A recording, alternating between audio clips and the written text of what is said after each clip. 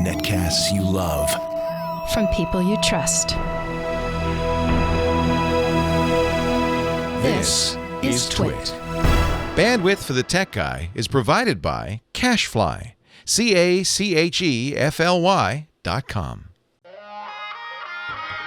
Hi, this is Leo Laporte, and this is my Tech Guy podcast. This show originally aired on the Premier Networks on Sunday, May 29th, 2016. This is episode 1292. Enjoy. The Tech Guy podcast is brought to you by TunnelBear. TunnelBear is the simple privacy app that makes it easy to browse privately and enjoy a more open internet. To learn more and get your free TunnelBear, visit trytunnelbear.com/techguy. And by Rachio. Take control of your watering with the Rachio Smart Sprinkler Controller.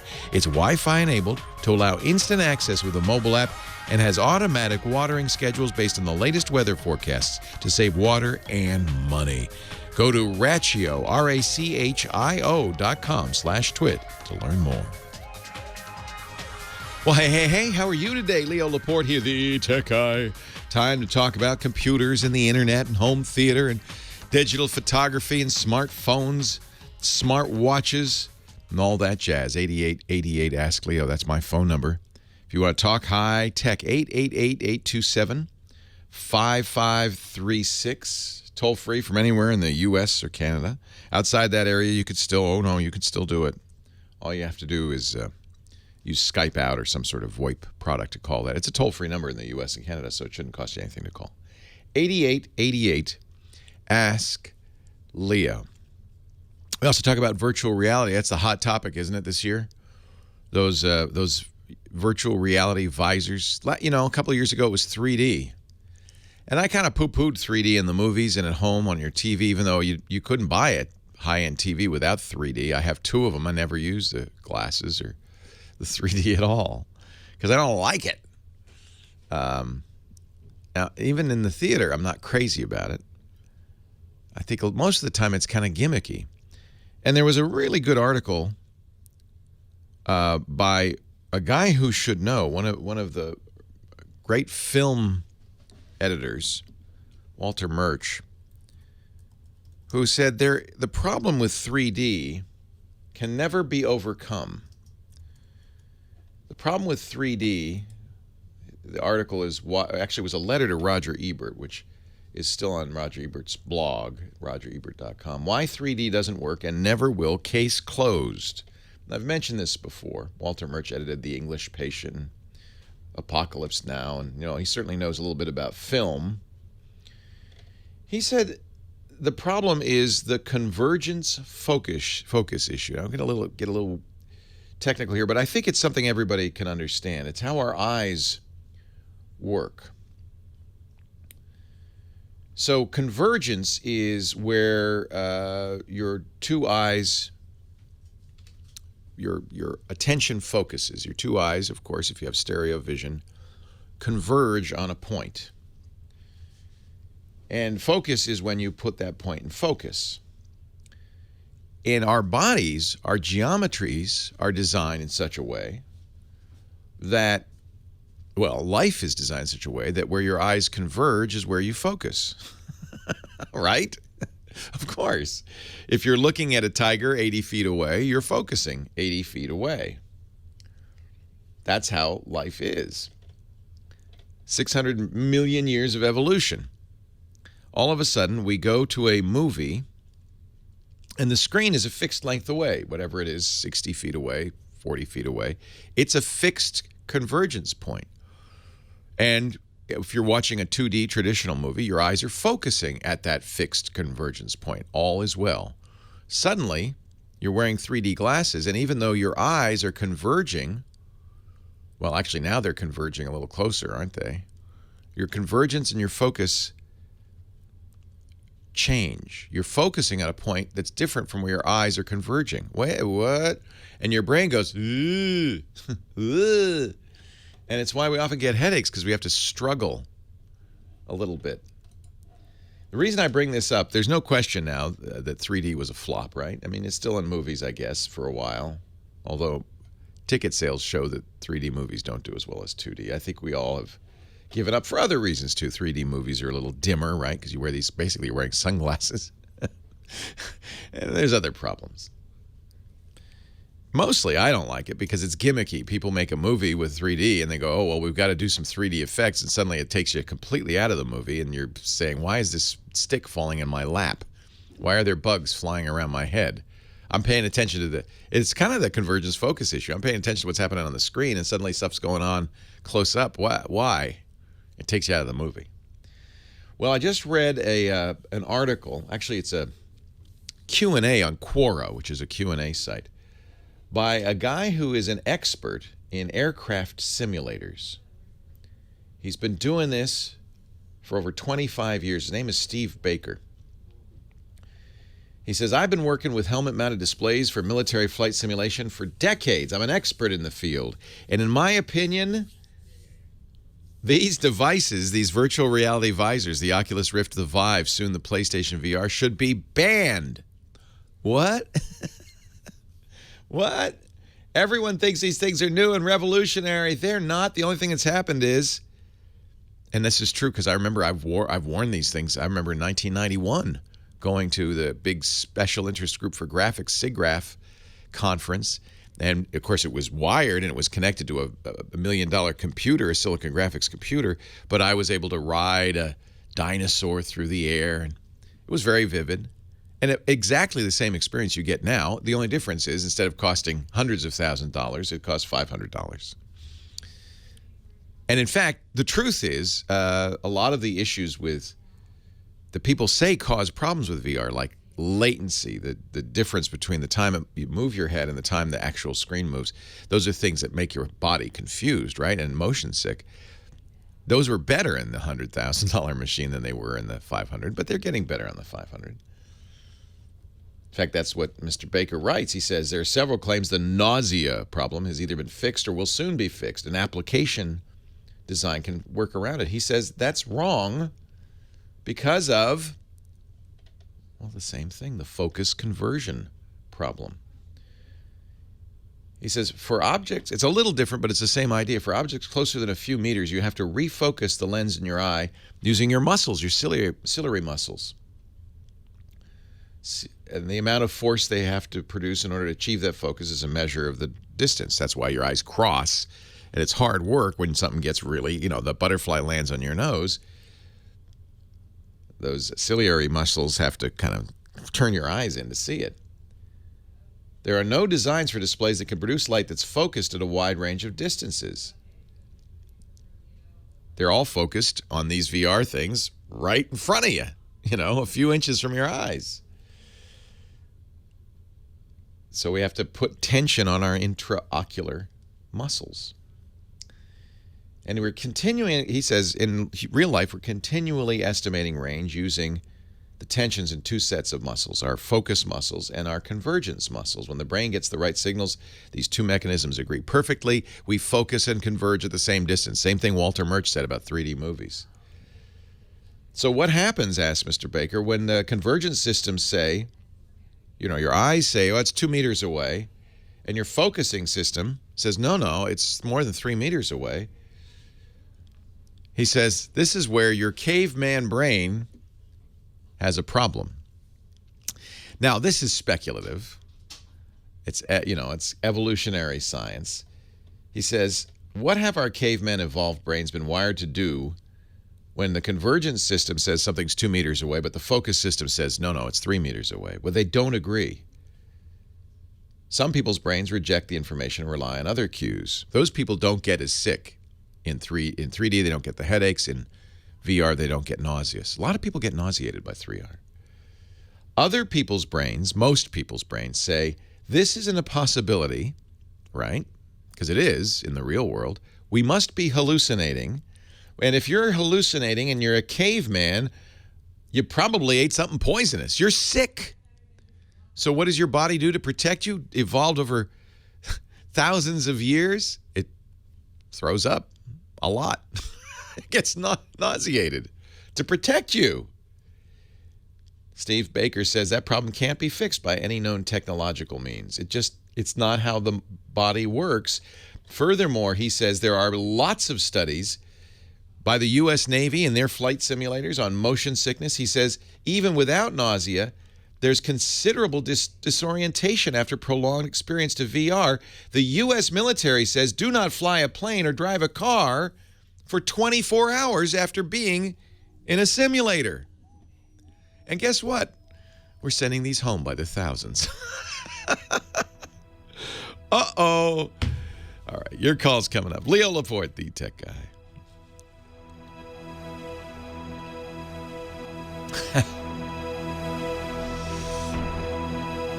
I'll give you the link so you could put this in the...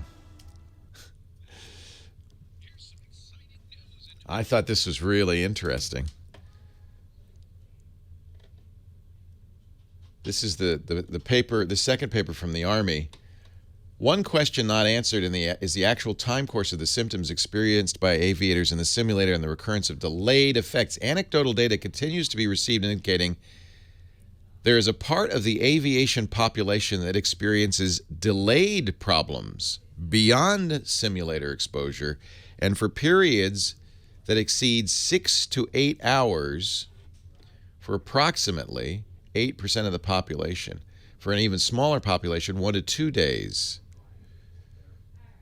Studies to be conducted need to be conducted to ascertain the period of time an aviator should wait post-flight before piloting an actual aircraft or even driving a car. Oh, dear. Leo Laporte, the tech guy. Oh, I love that. 8888 Ask Leo. By the way, I'll put a link in the show notes at our website to this great article from Quora by the military researcher in simulation, virtual reality simulation. It's an interesting question. One thing that is really true, and I can vouch for this, is that what we're getting at home with the Oculus Rift and the Vive, as exciting as it is really just an update on technology that's been around for decades. They're just making it cheaper. And a lot of that really comes down to the fact that the cell phone, the smartphone, and the widespread manufacture of smartphone has brought the costs of the little screens down dramatically, and the resolution up dramatically, so that and of course the computing power has gone up equivalently in the last couple of decades, so that it's more affordable. You can make more of them. But it doesn't address in any way the larger issue. Baker says when you go to the labs where they're making the software for Oculus Rift and stuff, nobody wears these all day. They'll put them on to check something, and they'll take them off. And I have to vouch for this. The longest I've probably left one of these on is maybe an hour. And it is disorienting because you get immersed. I was very immersed in a sword fighting game. You've got headphones on, you've got the visor on, you're moving around. You can't see anybody, you can't hear anybody. And I'm playing the game, and my family went to dinner, and I'm playing the game, and I'm playing the game. They came back from dinner, I'm playing the game. Michael, my son, tapped me on the shoulder, and I jumped because I was really immersed in this game. And I think anybody who's used these will, even after 5 minutes, will testify to this. You take it off, and it's extremely disorienting because you're leaving one world, whether or not you've been nauseated, and I wasn't, but you are leaving one world and entering another. And what Steve Baker raises in this article is the larger question of are we going to have 10% of all the people who play, they're at home sitting, you know how people play video games obsessively for hours. They're sitting there with these visors on, playing them obsessively for hours. They take the visor off. They go, I got to go down to the corner store and buy a pack of cigs. And they're weirdly disoriented. They think the stop sign's 100 feet away when it's 10 or something, right? Well, be interesting. This is what's great about technology. Great or terrifying about technology. Maybe it's life in general. It's all a big, massive experiment. We don't know what's going to happen. I guess this is life is a social experiment. We don't know what's going to happen. Let's see. Let's try it. Find out. Could be horrific, but let's try it. We have some evidence that it might be problematic, but what the heck? Let's go full speed ahead. Let's try it. It's cool. It's fun. What could possibly go wrong? Do you know that that is, in many respects, the motto of the tech industry?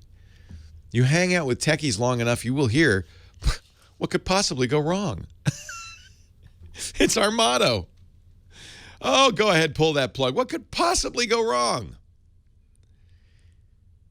That's one of the reasons you see this story that's all over the news this week, came from the Government Accounting Office, that the Department of Defense's Strategic Automated Command and Control System, that's the, no big deal. That's the computer that transmit orders in the U.S. nuclear missile system.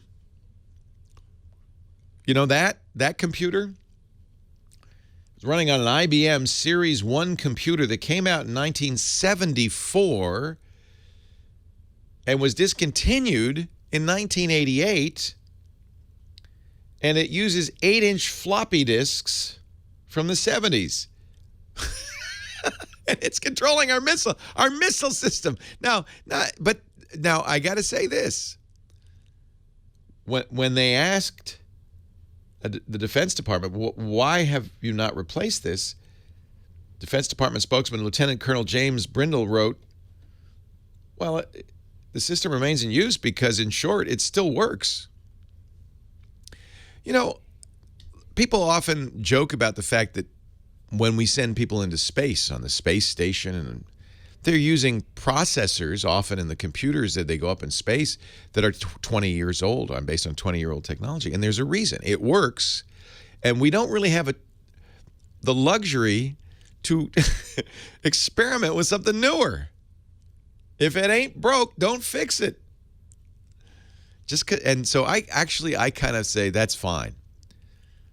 I'm sure there must be some other storage system besides 8-inch 80 kilobyte floppy disks. They probably have a 10 megabyte hard drive in there. It costs $20,000. They must have something else for data storage. Maybe not. I don't know. The timekeeping system for the Department of Veterans Affairs runs on ancient 1950s and 1960s assembly language. The system housing the Treasury Department's individual master file, a master record of all individual taxpayer data, you, me, and everybody else, is 50 years old and written in, quote, this is from the GAO, a low-level computer code that is difficult to write and maintain. The government, according to the GAO, spends 75% of its $80 billion annual IT budget, more than 3/4 of it, repairing and maintaining existing systems. And, of course, you see all these articles, oh, my hand-wringing, terrible. Why aren't we modern? Because it works. So I don't think it's such a problem. I'm glad the nuclear folks aren't saying, hey, let's put in, why don't we put in an HP Elite laptop? What could possibly go wrong? That's fine. I don't want to find out what could possibly go wrong. I mean, eventually you got to replace it. And the Department of Defense is doing an ongoing $60 million replacement of various systems. The floppy disks, you'll be glad to know, will be retired by the end of the year, next year, not this year. But I'm not in a hurry. I'm not. And sometimes people call me and say, oh, I got this old phone or old laptop. Working fine? Yep. Does what you want to do? Yep. Stick with it. The new and shiny isn't necessarily better. And the day that we see Strategic Air Command, you know, their beautiful seal with the eagle holding the missiles and the motto underneath is what could possibly go wrong, that's the day I start to worry. Heather Hammond, what could possibly go wrong? Blowout? You get a flat tire on the highway? Are you okay?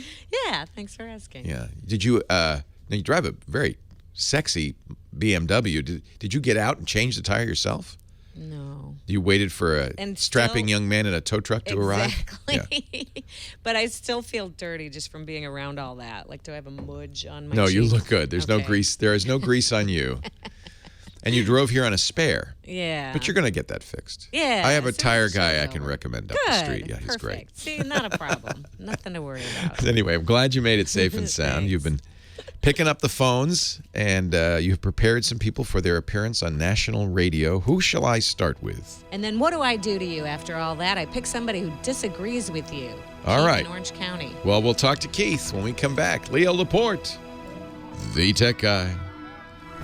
Our show today brought to you by Tunnel Bear. As long as we're talking internet access, wouldn't it be nice to be able to use the internet without prying eyes spying on you? Whether it's your internet service provider, they can see what you're doing. They can see all the sites you're going to. In many cases, they can see the content you're getting. Or if you're using internet at an airport or a hotel or a cafe, people sitting right next to you can see what you're doing. Not by looking over your shoulder, but by peering into your internet. That's where Tunnel Bear really is great. It is a VPN, stands for Virtual Private Network. Underscore the word private. It means that no one, not your ISP, not your regional hacker, can see what you're doing. It protects your internet session.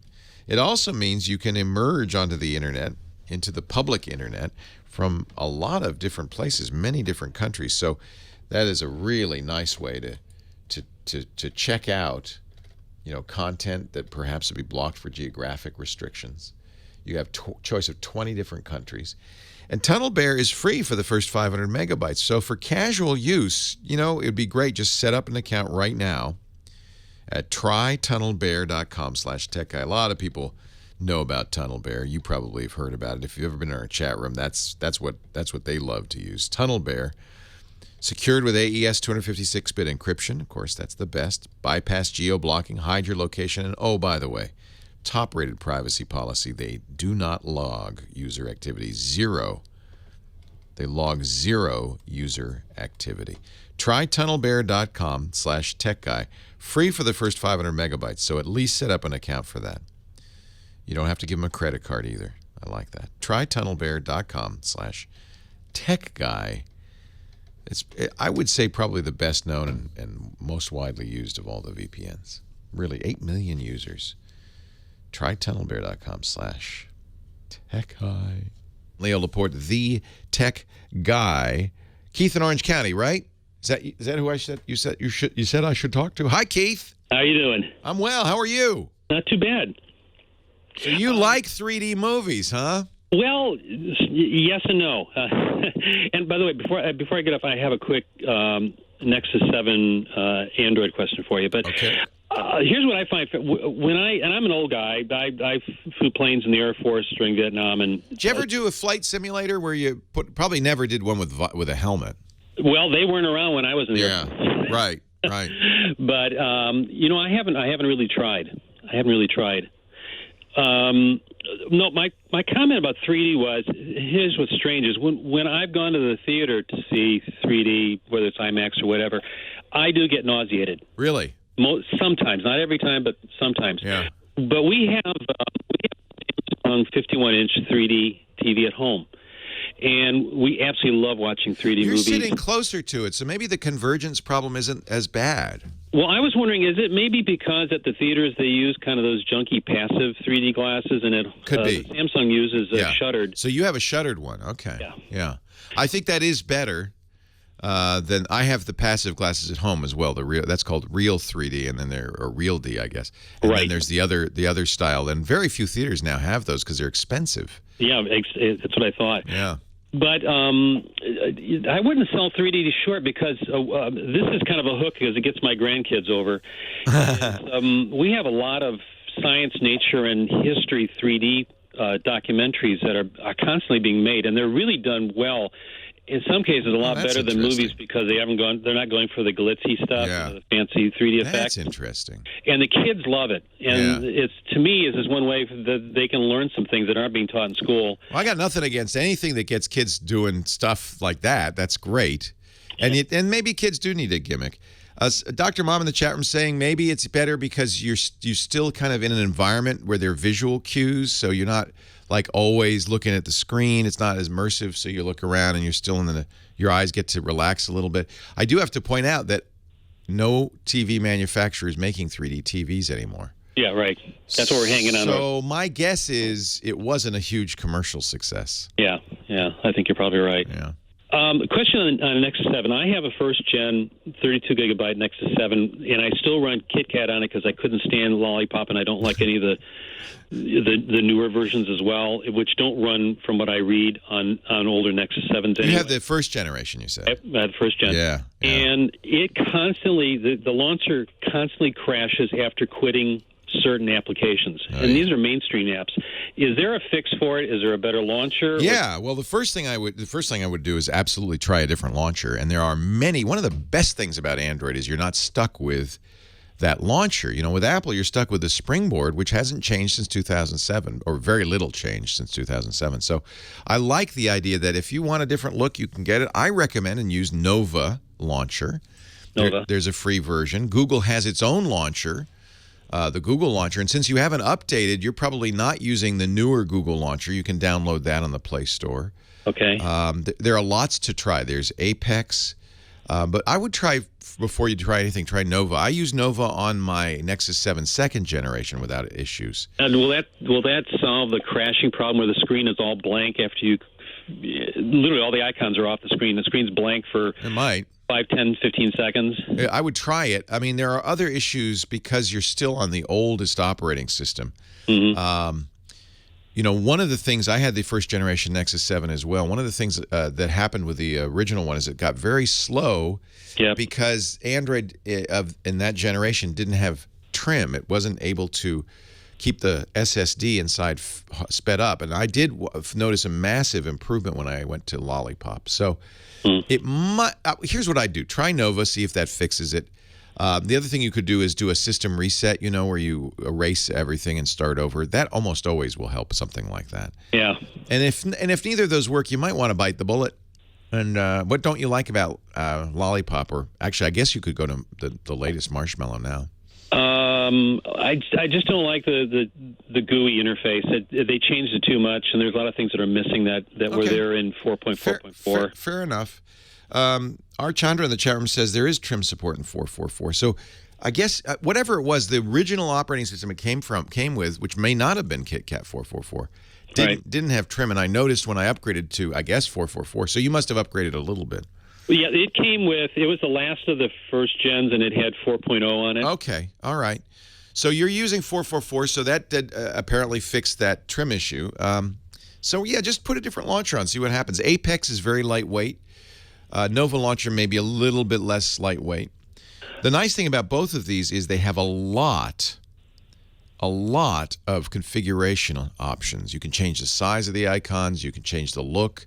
You can use different icons. So if you have a cosmetic, you know, you have a way you want it to look, you can make it look that way. Right. Well, one thing I read was that the problem was that the original launcher and some of the other ones don't have the function of remembering where the icons are on the that's desktop. Yeah.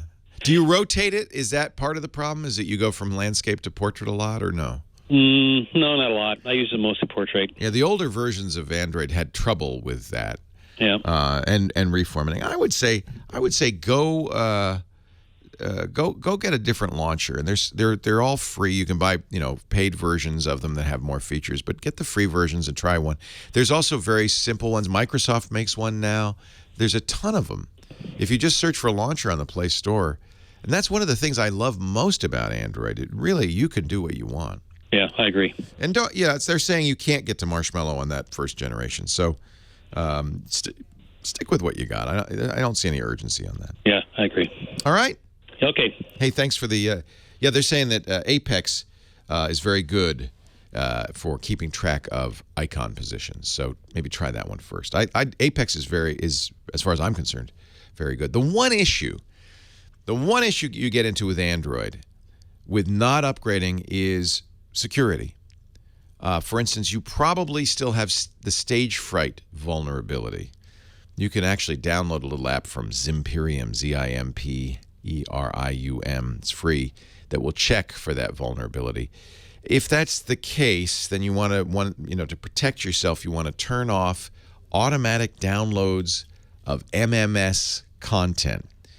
the stage fright vulnerability. Stage fright is the media playback subsystem in Android. It still is. Has new vulnerabilities, by the way. And Zimperium discovered that by sending you a malformed MMS message, that's a text message with multimedia in it, a picture or whatever. By sending you a malformed one, they could actually crash your system and maybe even get into your system and mess with it. So that's fixed in all modern versions of Android. If you're going to stick with an older version of Android, then you really do want to turn off automatic download of MMS and only download MMS messages from people you know, which you'll see in your Hangouts. Probably isn't an issue on a tablet, but what you'll see on your... In fact, I come to think of it, well, maybe it is, because Hangouts does support MMS. So if you have Hangouts and you've tied it to a phone number, then that's what you need to do.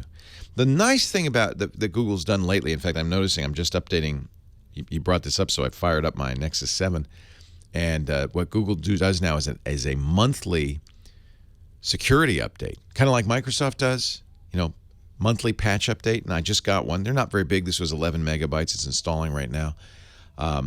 That's good, and that comes directly from Google, and I do believe for that to work, you need a fairly recent version of Android. In other words, older Android, risky. Newer Android, much better. Leo Laporte, simple enough for you? The Tech Guy. What could possibly go wrong? Go wrong. Go wrong. Go wrong. Leo Laporte, the Tech Guy. And that's why I'm not worried about computer talk show hosts taking over. Leo Laporte, the Tech Guy. 8888 Ask Leo. That's the phone number. Moving on to Al in Chino, California. Hi, Al. Hey, hi, Leo. Welcome to the show. What can I do for you? I recently upgraded from Windows 7 to 10, and when I use Google Chrome... Speaking of what could possibly go wrong, okay. Yeah, perfectly timed theme for your program. But a couple things. When I use Google Chrome to go into Yahoo and then open up emails, and then let's say you go to a site within the email, yeah. Trusted one, yeah. It's got this error message of, internet or connection not secure, hackers may be trying to compromise whatever, and it won't let me go to the link or the site. I would trust that. I would trust that. Okay. So, what email program are you using? It's Yahoo Mail in Chrome. You're in the browser. Is that right? Yeah. Yes. Yeah. So you click the link. Now, Chrome is designed, and most modern. Go ahead. Here's what I would do to be safe, just in case. It's very easy, and it may just be a kind of generic warning. It's very easy to send you an email that looks like you're going to www.amazon.com, or let's make it better, nationsbank.com. And so you think, well, I see the link right there. I click that link. It's going to go to nationsbank.com. But what happens with email, because it's often using formatting called HTML, is it's possible to say www.nationsbank.com and underneath it be www.hackerbank.com, and you don't know it.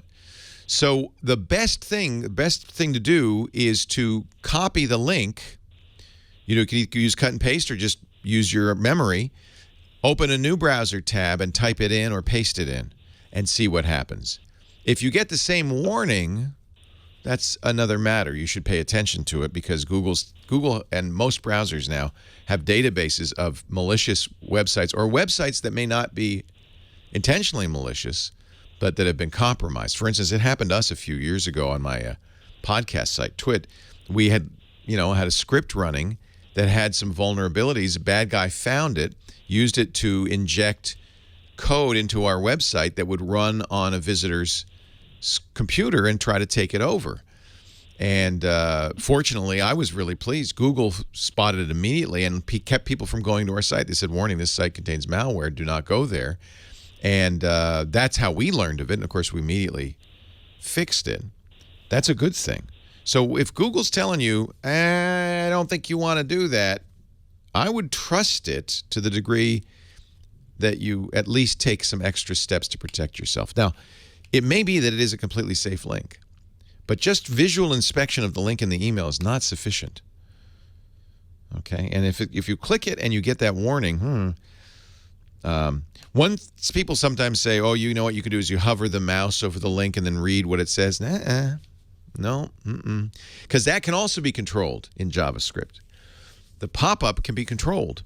So the best way to do it is not even copy and paste it, but to say, oh yeah, here's an email from my bank saying, quick log in to valid, we got some charge activity. We want to make sure it's accurate. Oh, we better check that. Do not click that link. That's dangerous. Open a new tab in your browser and go to the bank directly, either from your own bookmark or by typing it in. Trust, if the browser's warning you, trust it. And this is a real risk. I usually turn off HTML email. You can do that in not in your browser, but if you have an email client, you can do that. If you're using, your browser to do your webmail, you're kind of stuck. Everything's HTML. But best way. I mean, if you want to really, want to know what a security guru would do, somebody who is really cautious and protective, they wouldn't do it in the browser. They would have an email client, probably not the one provided by your operating system. But one that Thunderbird is very good on almost any machine, Linux, Mac, Windows. It's free. It comes from the Firefox folks. And in Thunderbird, you say, I don't want to see HTML in my email. I want to see text. And if somebody sends you an HTML email, it'll show just the text, not the images, not the phony links, the real links. That's much, much safer. Sometimes you get an email that says, oh, I can't show you this page because you need to go to a browser because you're not going to get all my fancy formatting and images. And that's when I delete that email because I don't care. I don't care. It can be, if you subscribe to a newsletter and you want to see all the pretty pictures of the cruise ships or whatever, I understand, but it's inherently risky. I don't send HTML email and I don't accept HTML email. I only accept text. And I'm a very old-fashioned person. All right, let's spend some money. Matthew, Burlington, Ontario. Welcome. Hey, Leo. How's it going? It's going great. That's good. So I need your advice on Android phones. So yes. I'm in the market for a new phone, and I was going to get the Nexus 5X, which I hear is pretty good. Yeah. Not too expensive. Yeah. But it has pretty much everything you need. Google offers two current phones, the 5X and the 6P. Those are their Nexus lines, and the 5X is the least expensive of the two.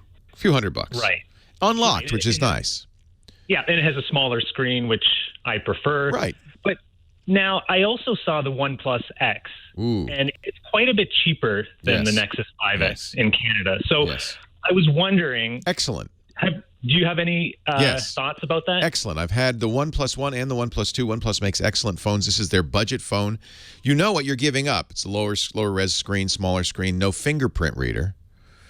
Right. So those are things I love to have. And the 5X does have a fingerprint reader. Fingerprint reading is kind of nice because then you can use Android Pay, but also makes it easier to unlock. With the 5X, you just pick up the phone and hold it in a natural fashion, put your finger on the fingerprint reader, it's unlocked. That's nice. On the other hand, we survived for years without it. So why not? And the 1X is a great deal. What is it? How much is it in Canadian? $269. Wow, that's a great price. The other one I'd look at is the Moto G. Motorola's just announced, actually Lenovo owns them now. They've just announced the new Moto Gs. Those are also excellent Android phones. Both the OnePlus X and the Moto G have, even though they're not from Google, a pure Google experience. So there's not a lot of cruft added. It's the pure Android, and that's almost always the best way to go. Okay. So I like, absolutely, yes, get it. And as long as you understand what you're giving up, but you're always giving up something with a budget phone. Some fancy feature. Okay, great. Thanks, Leo. Thanks for the call. Yeah, I'm very fond of the OnePlus phones. Their newest OnePlus 3 is due out any minute now. And that'll be one to watch for. It's kind of, I was just talking at the beginning of the hour about not getting the newest, latest, greatest. It's hard with Android. There's always every month there's something new to tempt you. Still hanging in there with the Galaxy S7. That's a premium priced phone, but it's currently the best Android phone out there, I think. Leo Laporte, the tech guy. More calls right after this. Google Fi, love it. And if you are looking at Google Fi, of course, you need a Nexus 6, 5X, or 6P. Those are the only phones currently that work with it. And if that's what you're looking at, yeah. I like the 6P. 5X had weaker battery life. Some people were complaining about the 5X's reliability. I'm sure they've fixed that by now. It's made by LG. They know what they're doing. The best non-pure Android phone, well, I'd say the best Android phone, period, is the Samsung Galaxy S7. Yes, it's not pure Android, but it's I love it. Best battery life among the high-end phones today. Really superior screen. I just like it. I just like it. Great best camera out there. Much better than any of the Nexus phones. There's things I don't like. I mean, because it's not pure Android, there's some things that are bizarro. Android, for instance, requires the Nexus phones have on-screen buttons. And Samsung persists in having a physical pressable home key, which I'm not crazy about, and capacitive back and recent buttons. And unaccountably, they've reversed them from everybody else. So it's a little confusing to go back and forth, but I'm presuming that most people don't go back and forth, right? That they stick with one phone for a while. So you get, it doesn't take long to get used to the back button being on the right and the recents button being on the left. This also supports an SSD card, which none of the Google phones do, etc., etc., etc. Yeah. And we talked about the 5X. A lot of people were not happy with the 5X. I have to presume that whatever was bad, put that in your shirt pocket, of course. Fits just fine. Although, when the Note 6 comes out, I'll be taking a look at that. I still love the Note 5. That's a beautiful phone. I like a big screen. This is my first System 76 Art Chandra, and I have no impressions yet because I haven't got it yet. Although, I was very pleased that I sent them a note because I wanted to know if I could run Debian on it instead of... It comes with Ubuntu 16.04 on it, which is fine. I mean, it's Debian.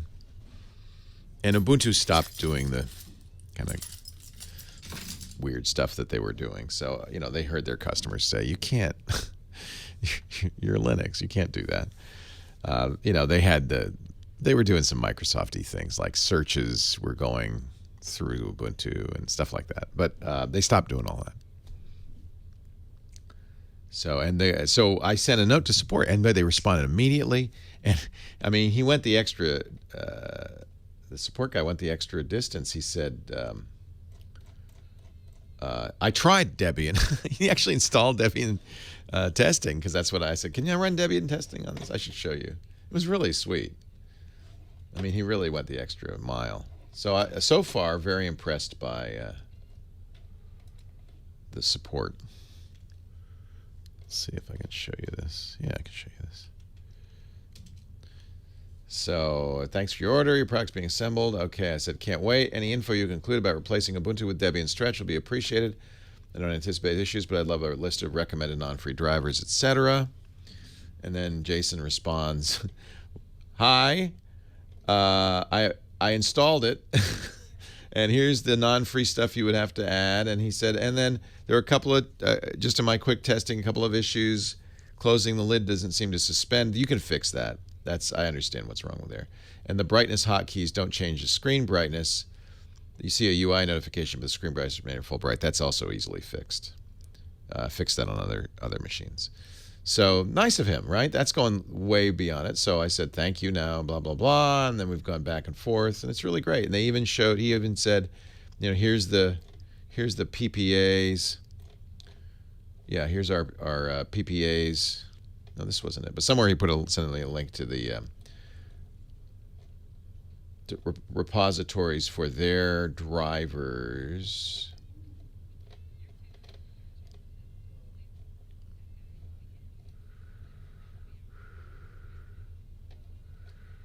put it? I had a link somewhere. Because they have their own... yeah.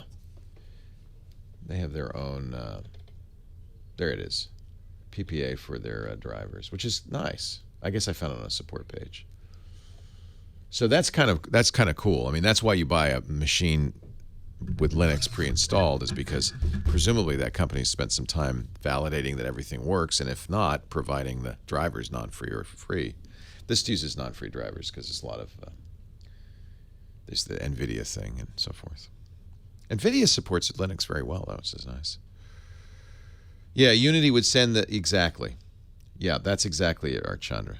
But they stopped doing that. I'm not crazy about an Amazon icon showing up on my dock. It's like... So anyway, for a variety of reasons, that's why I use Debian. And I love Debian. By the way, Debian is just as easy and straightforward and rock solid as Ubuntu. There's no reason not to use Debian.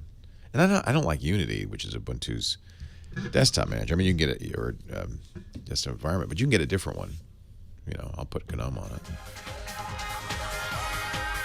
Well, hey, how are you today? Good to see you. Leo Laporte here. I'm the tech guy.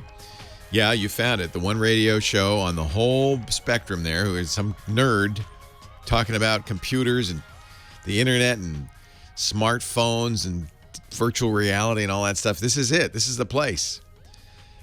Yeah, if you want the gardening show, just down the dial. That's fine. This is a good show, though. You might want to listen, because this is the stuff that's changing the world. It's kind of the toy store, I admit, the fun stuff, but it's changing the world. My phone number, if you have a question or you want to make a comment or suggestion, or you want, maybe there's a term you've heard people use and you're too embarrassed to ask them, but you want to ask me, privately. Well, what does that mean? 8888 Ask Leo. 88. See, remember that. See, that's easy to remember. We make it easy to remember. 8888. Remember, there are 88 keys on a piano, so think of two pianos, and in between them, I'm sitting here with a phone going, what do you want to ask? 8888 Ask Leo. It's 888-827-5536. That's toll free from anywhere. I remember we in the U.S. or Canada. I remember I've been doing this show and had that phone number for 10 years, something like that. More than that, 12 years. Anyway, when I first said 8888 Ask Leo, I'll tell you how long ago it was. A number of people said, well, we have BlackBerry phones. They don't have the letters on the on the dialer. Can you tell me what the numbers are? Now it's less of a question. I'm sorry to say. I love, that was my last phone before the iPhone came out in 2007. BlackBerry Curve, baby. Loved that thing. I'd had BlackBerries for years. They were the revolution, weren't they? And yet somehow I think they and a lot of other companies, Microsoft too, poo-pooed the iPhone. They said, oh, you can't. First of all, Steve Ballmer, the CEO of Microsoft, said they can't sell that at a price anybody would pay. That's going to be way too expensive. BlackBerry folks who are quite nerdy, I think they said, oh, no, you got to have a keyboard. It's not. Nobody's going to want that. What about security? I mean, there were everybody, and this is the way it is in the world, isn't it? Somebody comes along, some upstart, says, I think we could do a better job if we just did it this way. And everybody says, kid, we've been doing this for years. You're crazy. I know. We know. Forget it. The kid goes off, and in this case, creates the most successful consumer product of all time, creates the most valuable company in history around it. And now the challenge is, what's next? How do we top that one? And I don't think you do. Apple is doing just fine, but I don't think. I mean, how do you come up with the next iPhone? That's hard. Speak of some other kid, they're probably doing it right now. People said, "Oh, kid, come on, that won't work. That's never gonna happen." Forget it. 8888 Ask Leo. That's the number to talk about this stuff. Let's go right back to the phones. Art is in Woodland Hills, California. Hi, Art. Hi, Leo. How are you? Welcome. Good. Yeah, good to talk to you. I am seeking your knowledge. I have a situation which is very common, where I've gotten big bumps in my internet from Uverse. So I'm looking into trying to bundle and I want to get your opinion on whether it's better to bundle with AT&T with the phone, internet, and the TV, or to go to Time Warner. Now, Time Warner has given me a little faster speed on the internet, though. Yeah. But I just wanted to get your opinion because I value it. You know, if it were me, I would choose the cable company over the phone company. In general, they do offer better speed, but I have to tell you, it's very specific to your area, not even to the company. So I've talked to people who have Time Warner who love it and people who hate it. I've talked to people who have Uverse from AT&T who love it, and I've talked to people who hate it. You should be aware that Time Warner is about to be sold to Charter. So even if you do a deal with Time Warner, your cable company will become Charter in the next few months. Not necessarily bad. Some people love Charter. Some people hate it. And what it really comes down to is the local, regional office, how much internet they put into your neck of the woods, how many of your neighbors are using it. And a good company is going to put enough for all the customers so nobody has a problem. Sometimes companies stint, certainly whichever is the newer physical plan to be better. But the problem AT&T has with Uverse, are you on fiber or are you on copper? Do you know? Well, I think they redid the wiring into my where my modem router is, which they so provided. Maybe they put fiber in. If that's the case, yeah. So then that changes the prescription a little bit, because fiber is the problem with the copper, with the old phone system that AT&T was using for a long time, is it was very much limited. DSL, that's the technology, is very much limited in speed and is particularly limited by your distance from the central office. Past a few miles, they can't even do it. But many companies, including Verizon and AT&T, have been upgrading those installations to fiber. So if you have Uverse fiber to your neighborhood, that's a kind of a different story. That means you're getting potentially top speed. And of course, what isn't different is it depends on how they implement it in your neighborhood. If you're do you have AT&T Uverse now, right? Yeah. Is the speed? I'm only getting 50. I'm only getting 50 right now. Yeah. And can you get more if you paid for it? I don't think so. By the way, if you're getting 50, they definitely upgraded your neighborhood to fiber. That's faster than you can get on DSL. Okay. So you're definitely on fiber. And it also comes down to a lot of other things. Now, I'm not crazy about the bundles. TV and internet, that's fine. Phone, I'd be cautious. And here's why. We're used to the old way of doing things, which may not be available in your neck of the woods. AT&T sounds like they've replaced copper in your area. But the old way, when they were heavily regulated, is even if there was a power outage, your phone, as long as it was plugged into the phone jack and not the wall, but not to the power, but the phone jack, would continue to receive power from the phone company and work, which meant it was a very useful emergency tool. That's no longer the case. Certainly with the cable offered bundles. Those are VoIP phones. They use the internet. Sometimes they'll put a battery in your garage to back it up so it'll continue to work for some time if the power goes out. Lately, they seem not to be doing that. They go, well, what do you want? It's gonna when the internet goes out or the power goes out, so does your phone. I think that's a little bit of a disadvantage, to be frank. I think, but you may not have that as an option anymore in your neighborhood if AT&T has replaced the copper.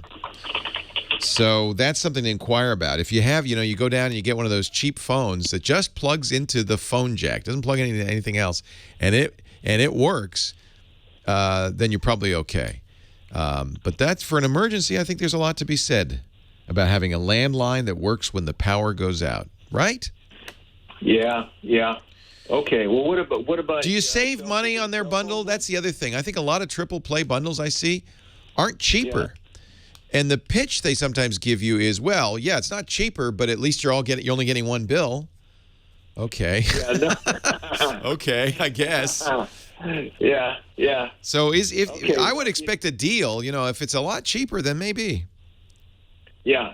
No, it would save me maybe $60 to $80 a month, depending on between Time Warner AT&T. Okay. Well, you can really pretty much, because you have fiber to the neighborhood, you can pretty much decide on price. I think in both cases, all right, those will be Cool. fairly good. You should inquire, though. Roadrunner probably does offer better than 50 megabits if you needed it. Most cable companies can go a lot higher. I think I'm getting from my cable company 100 megabits down. So that is the case. Yeah. They have more capability. Whether they'll provide it and offer it at a reasonable price is another matter. I pay $100 a month for 100 megabits down. 8888 Ask Leo. I like answering questions. You got any? Call me. Let's talk. Leo Laporte, the tech guy. Yeah, and what is unknown, of course, is what's going to happen when Time Warner moves in. I mean, Charter moves in. Time Warner moves out. I don't really have experience with Charter.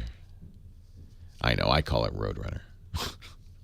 That shows my age.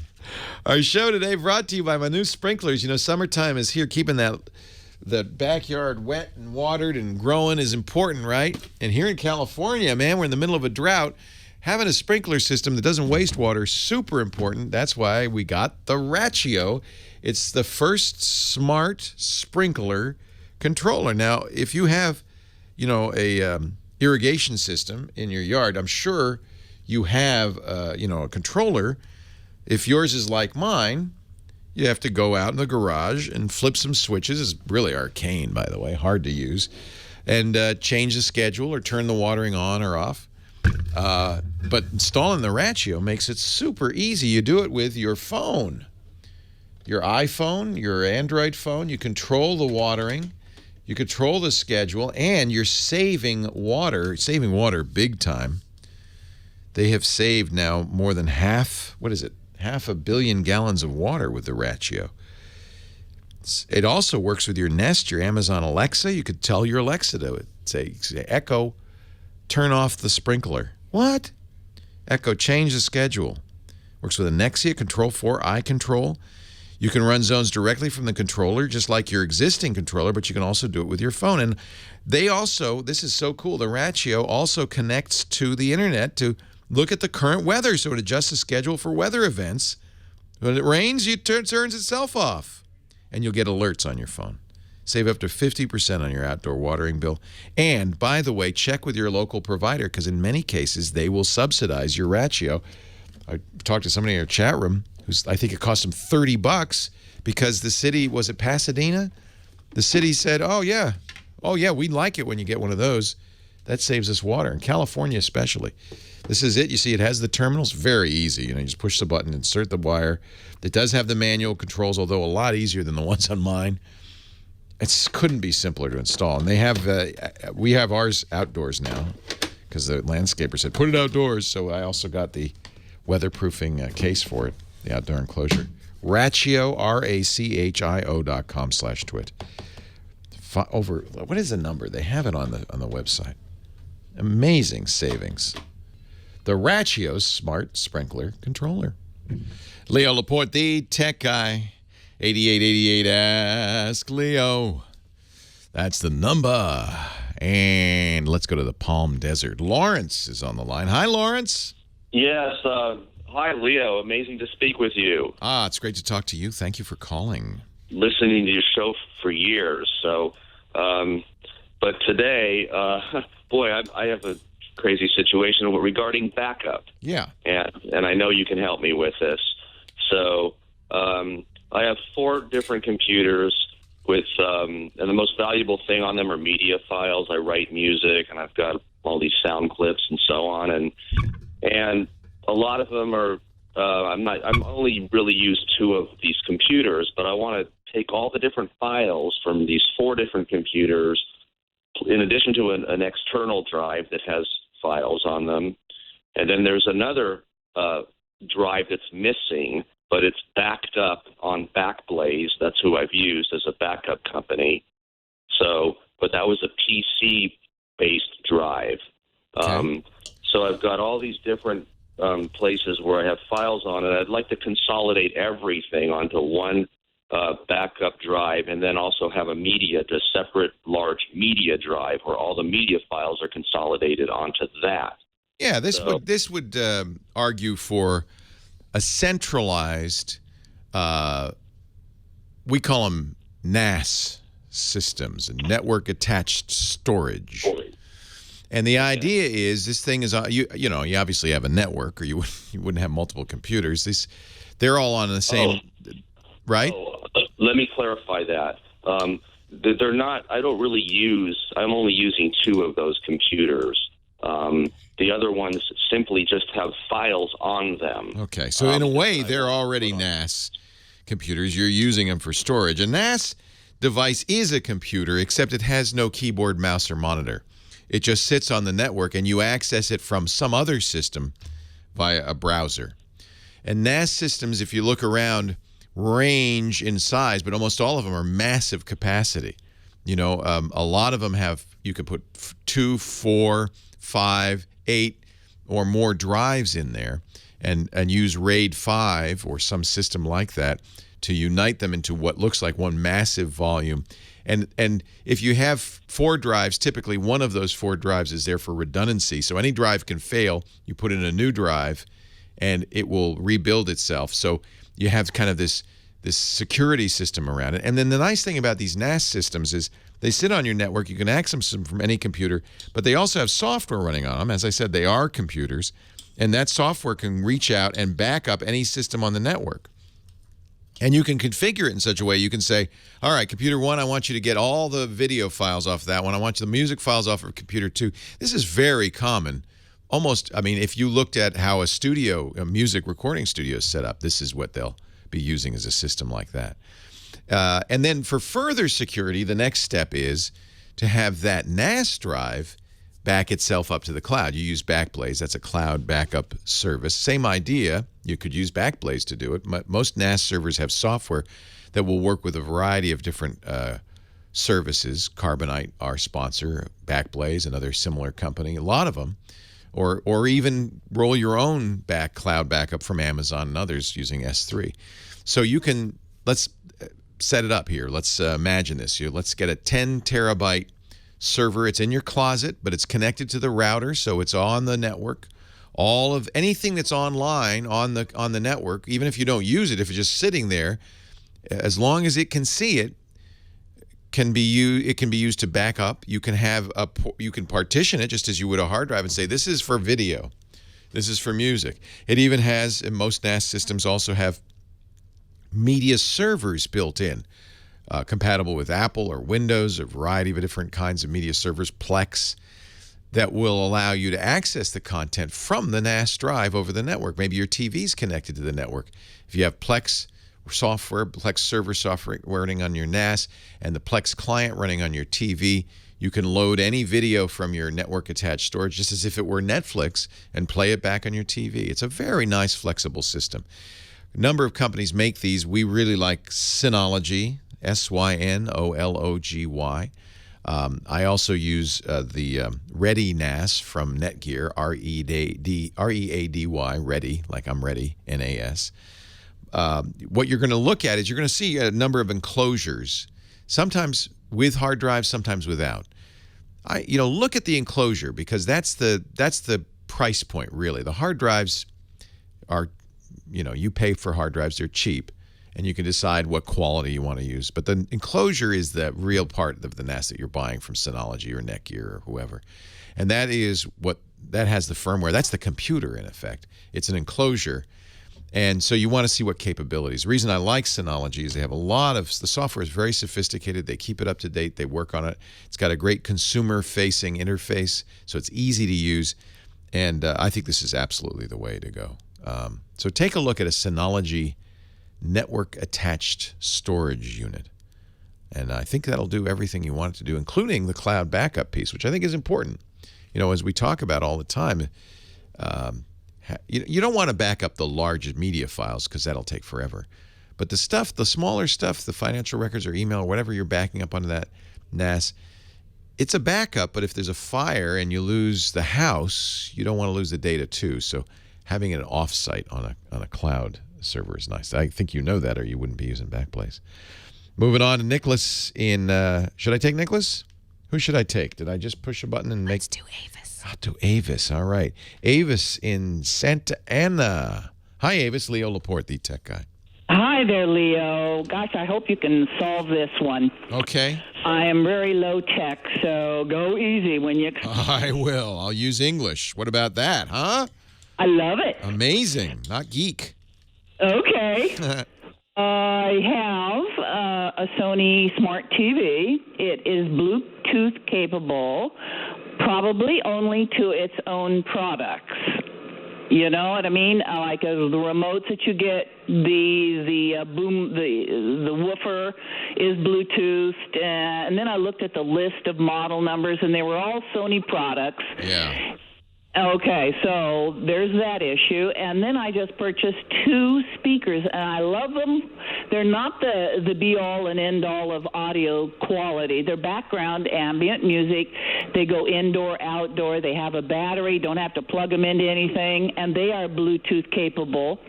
And they have stands. I like how they look, and the audio is fine. And I paired one of them using my phone, and I walked around the backyard where I want to put them, and it worked fine to the point where I wanted to place it. And then I took it along the side yard where I have a new deck, and it worked out there too. Oh, good. I know it. I was so pleased. Okay, that was one speaker.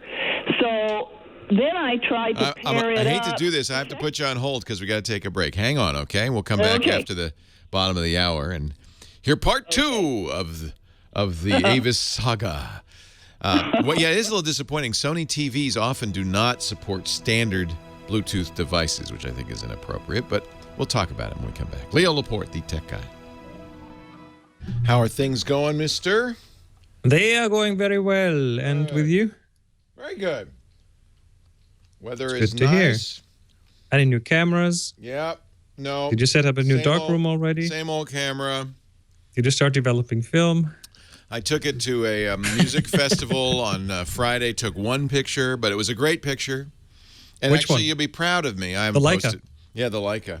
You can't get in with a interchangeable lens. In fact, I had to talk my way in with Leica. I said, no, it's a point and shoot. What are you talking about? This doesn't have an interchangeable lens. She said, okay. But you'll be proud of me because I'm standing there and watching the concert, and this fascinating, beautiful couple, 4 rows ahead of me, turned around for a selfie, and I thought, I'd love to get that picture. And then I plucked up my nerve, and I walked up to them and said, "You're gorgeous. Can I just take your picture?" And that is awesome. Yeah, and then I haven't taken off the camera yet, but I'll show you next week, and it came out beautiful. That is very cool. Yeah, I'm working my way up to being, asking people to let me take Mr. your Street picture. photographer. Yeah, it's hard. Camera didn't work. I'm fumbling around. I was very nervous. Paul Simon, Kodachrome, must be time for our digital photography guru. Mr. Chris Marquardt is here from the Tips from the Top Floor podcast, author of many great books, including his newest, The Film Photography Handbook. Oh, this is an awesome So you're still calling me the digital photography guy, even though I've just released the book on film photography. Chris, welcome to the 21st century. If I said the film photography guy on the Tech Guy Show, everybody go, How about what? the photography guy? How about photography? All right, photography. Pictures is pictures. Is that what you're saying? Not really, but yeah. All right, I like film, and you talked me into it, and I have film cameras and stuff, but you know what? We are living in a magical time. Digital photography is so good. The images we can get are so beautiful and so easy compared to that old days of film. I know that's one of the things you don't like is it's too easy. No, it's okay. It's okay. Actually, I want to talk about something digital today. Okay. We are talking about color today. Now, winter is over. The sun is out again. And the colors are coming out. When the sun is out, the colors are out. And I mean, you do know exposure and color are kind of the two really important things when it comes to making a pleasing photo. And you will also know that the camera is trying to do what we call a neutral white balance. It wants to try to be neutral in terms of colors. If there's a light source that gives you a color cast, some fluorescent lights or some tungsten lights or some weird, LED lights, then the camera will always try its best to kind of get this neutral. But neutral is not always the best way to tell a story or to evoke an emotion. Colors are a really strong way to help with a story. And I want to look kind of over the fence to something else, because if you want to learn something new, it sometimes really helps to look at things through someone else's eyes. And for color, that would actually be film. And I mean, don't mean film as in film, the medium, but film as in cinema. And if anyone has that color thing really down to a T, that's the people who shoot film in Hollywood. Have you ever heard of color grading? Yeah, they used to call it timing. It's actually a 3-step process. The first step is they do kind of an initial color correction to get it to neutral, and then they put on top of that the creative color grading. Yeah. So they change the colors, and then the color timing, that's the third step, where you would have like parts of the image that move, because you have the time factor, of course, film. So the things that move, you could kind of grade things in different parts of the image. But I just saw a wonderful movie, a documentary from a few years back on the move to digital movies from film movies, and one of the things they talked about is this color shading. In TV we call it shading, or this color correction, and the reason they used to call it color timing, and I think still do, is because in the old days of film, it was how long you left the film in the bath. That's true, yeah.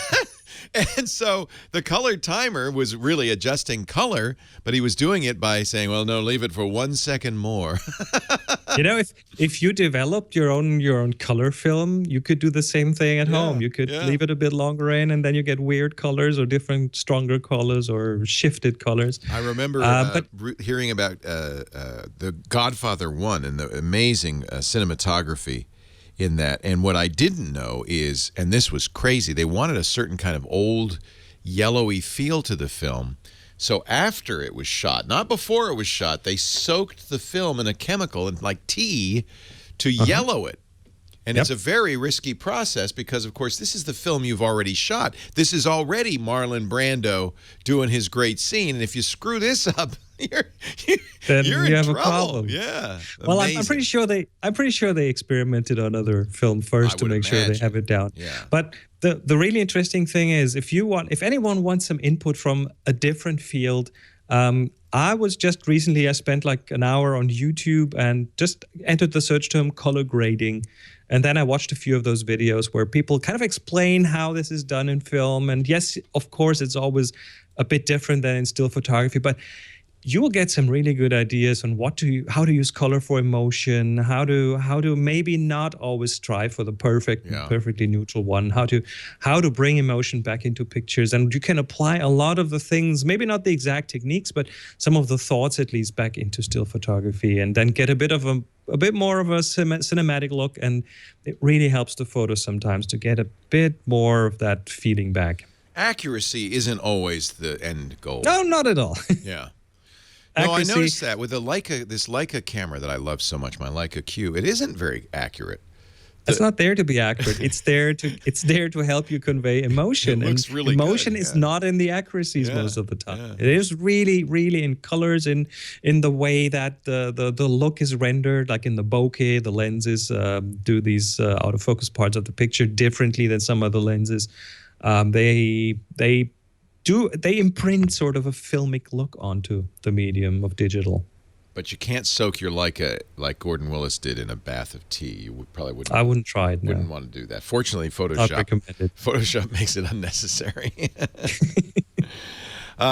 We have an assignment, my friends, and Chris will be reviewing that assignment in a few weeks. So, as you said last week, but it was I think such an important thing to say is the key to getting better is taking lots of photos. You inspired me. I've been carrying my camera around a lot more. Take pictures. You're turning into a street photographer, as I heard. Every day, yep. Well, you start to talk to strangers and ask them tough. To take their picture. So I'm shy, and I was at a festival, music festival on a Friday up here in Napa, the Bottle Rock Festival, as you were. I know you were too, Heather. And there was this beautiful couple, and they turned around. We're watching the band, and they turned around to do a selfie, and I saw them. I said, "Oh my!" And I went, and I thought, I should really ask them if I could take their picture. And I waited a song or two, but eventually I got up enough nerve to go up there. And then, of course, the camera, I'm fumbling. I can't get the camera to work. I said, I'm sorry, it's not working. He was very nice. He said, oh, that's a nice camera. I said, yeah, let me try. Okay, one more time. But I did. I got a beautiful picture, which I can't show you because it's still on the camera. That's another thing, folks. It doesn't do any good just to take the picture. You then need to publish it, get it out there, color correct it. And I'm, one of the things I'm thinking about is, should I make this black and white? Because in portraits, that kind of focuses a lot on the face of the people. But you took one picture, so now this is a very special picture just because you took only this one. So now this is something to work on. This is something to play with. I made sure it was in focus and accurate before I stopped. But now I have to play with it and see what. My wife says, "Come, let me adjust it. You're no good." Okay, all right. I'll let her do it. You'll do just fine. Yeah. All right. What is our assignment this week or this month? The assignment is sing. Oh, man, sing. I was at a concert. I could have had such great pictures. You could have. Darn it. Oh, Too what late. was I thinking? So, but we don't know. Is it that kind of singing? Who knows? You get to decide. You're the photographer. Take a picture. You can do as many as one a week, but you should take a picture every day because it's good for you. And it could be with your camera phone. It doesn't have to be with some fancy darn camera. Whoops. It just has to be with a camera of any kind. Use your Kodak, your Instamatic, whatever. And then, but once you get it, digitize it and send it to the Flickr group, the Tech Guy group on Flickr.com. And we will, I think Renee Silverman, our moderator, will thank you. And we will put it in the collection. And then in a couple of weeks, Chris is going to look at all the photos with the tag sings. Make sure you put that tag sing in there. And 2 weeks from now. 2 weeks. And Leo's going to get one in there, I promise you. And he'll pick 3. Maybe I'll get picked, maybe not. And he'll talk about them in a couple of weeks. Go to tipsfromthetopfloor.com to find out more about Chris. Discover thetopfloor.com to find out about his great workshops. And you can get a copy of the book there, too. His new book is The Film Photography Handbook. Beautiful. Nice job, Chris. Leo Laporte, Thank you. the tech guy. Leo Laporte, the tech guy.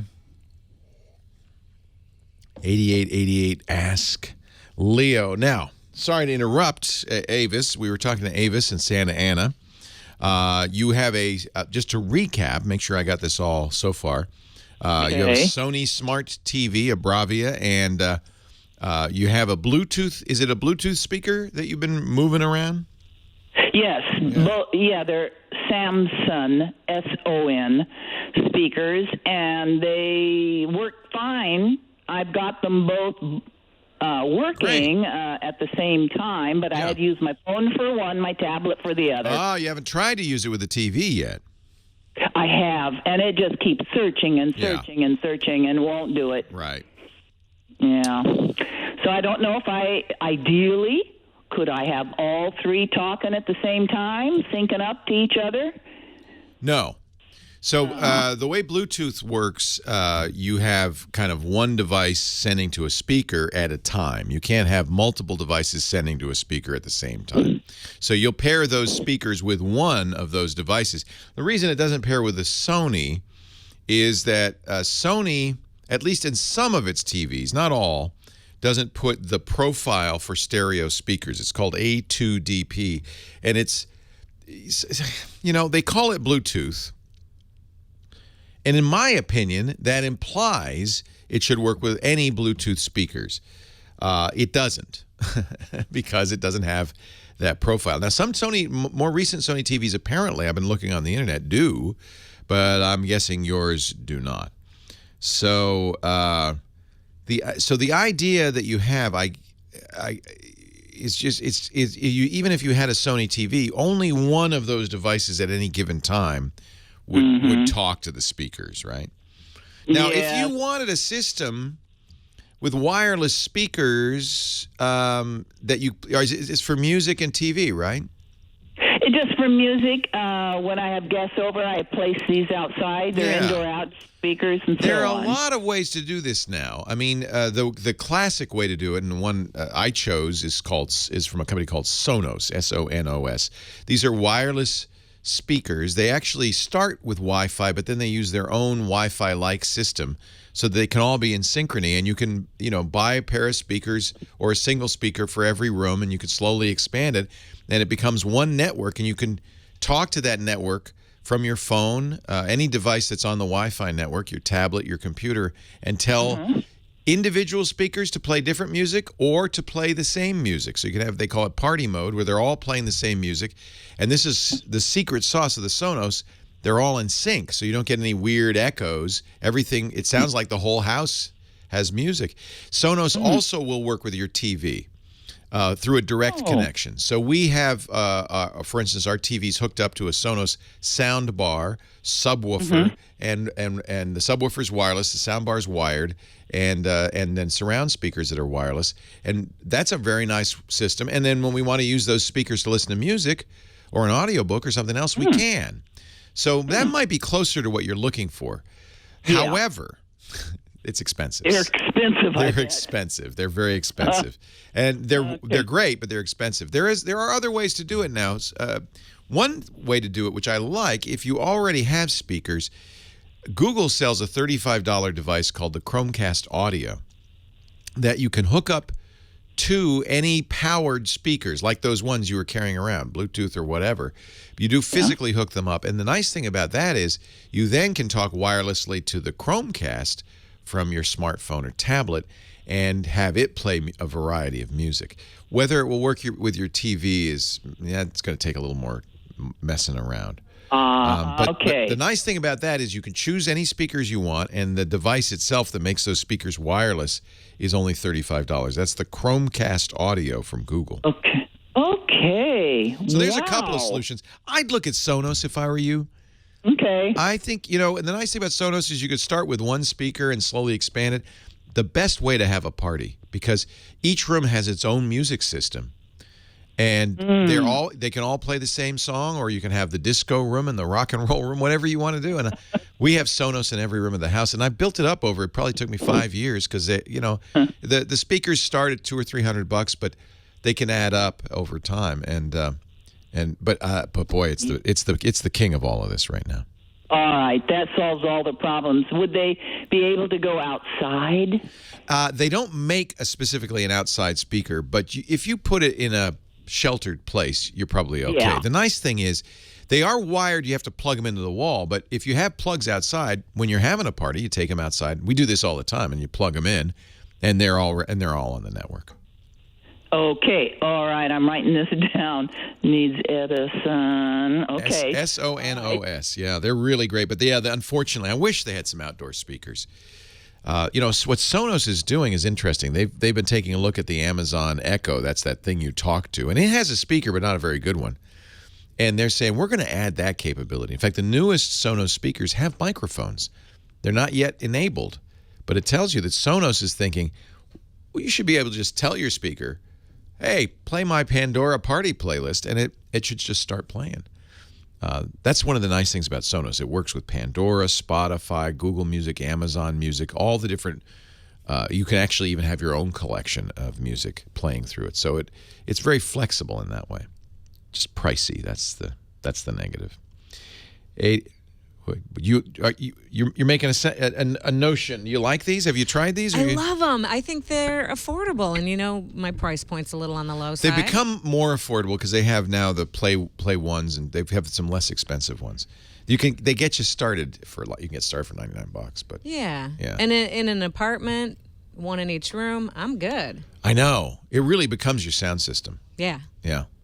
Good. Well, okay. Maybe they're not so pricey. They feel like they're pricey. I don't know why. Maybe because I buy the Play 5s that are $400 to $500. They're expensive. And, of course, if you want stereo, you need two of them, and suddenly you've spent $1,000 in your room.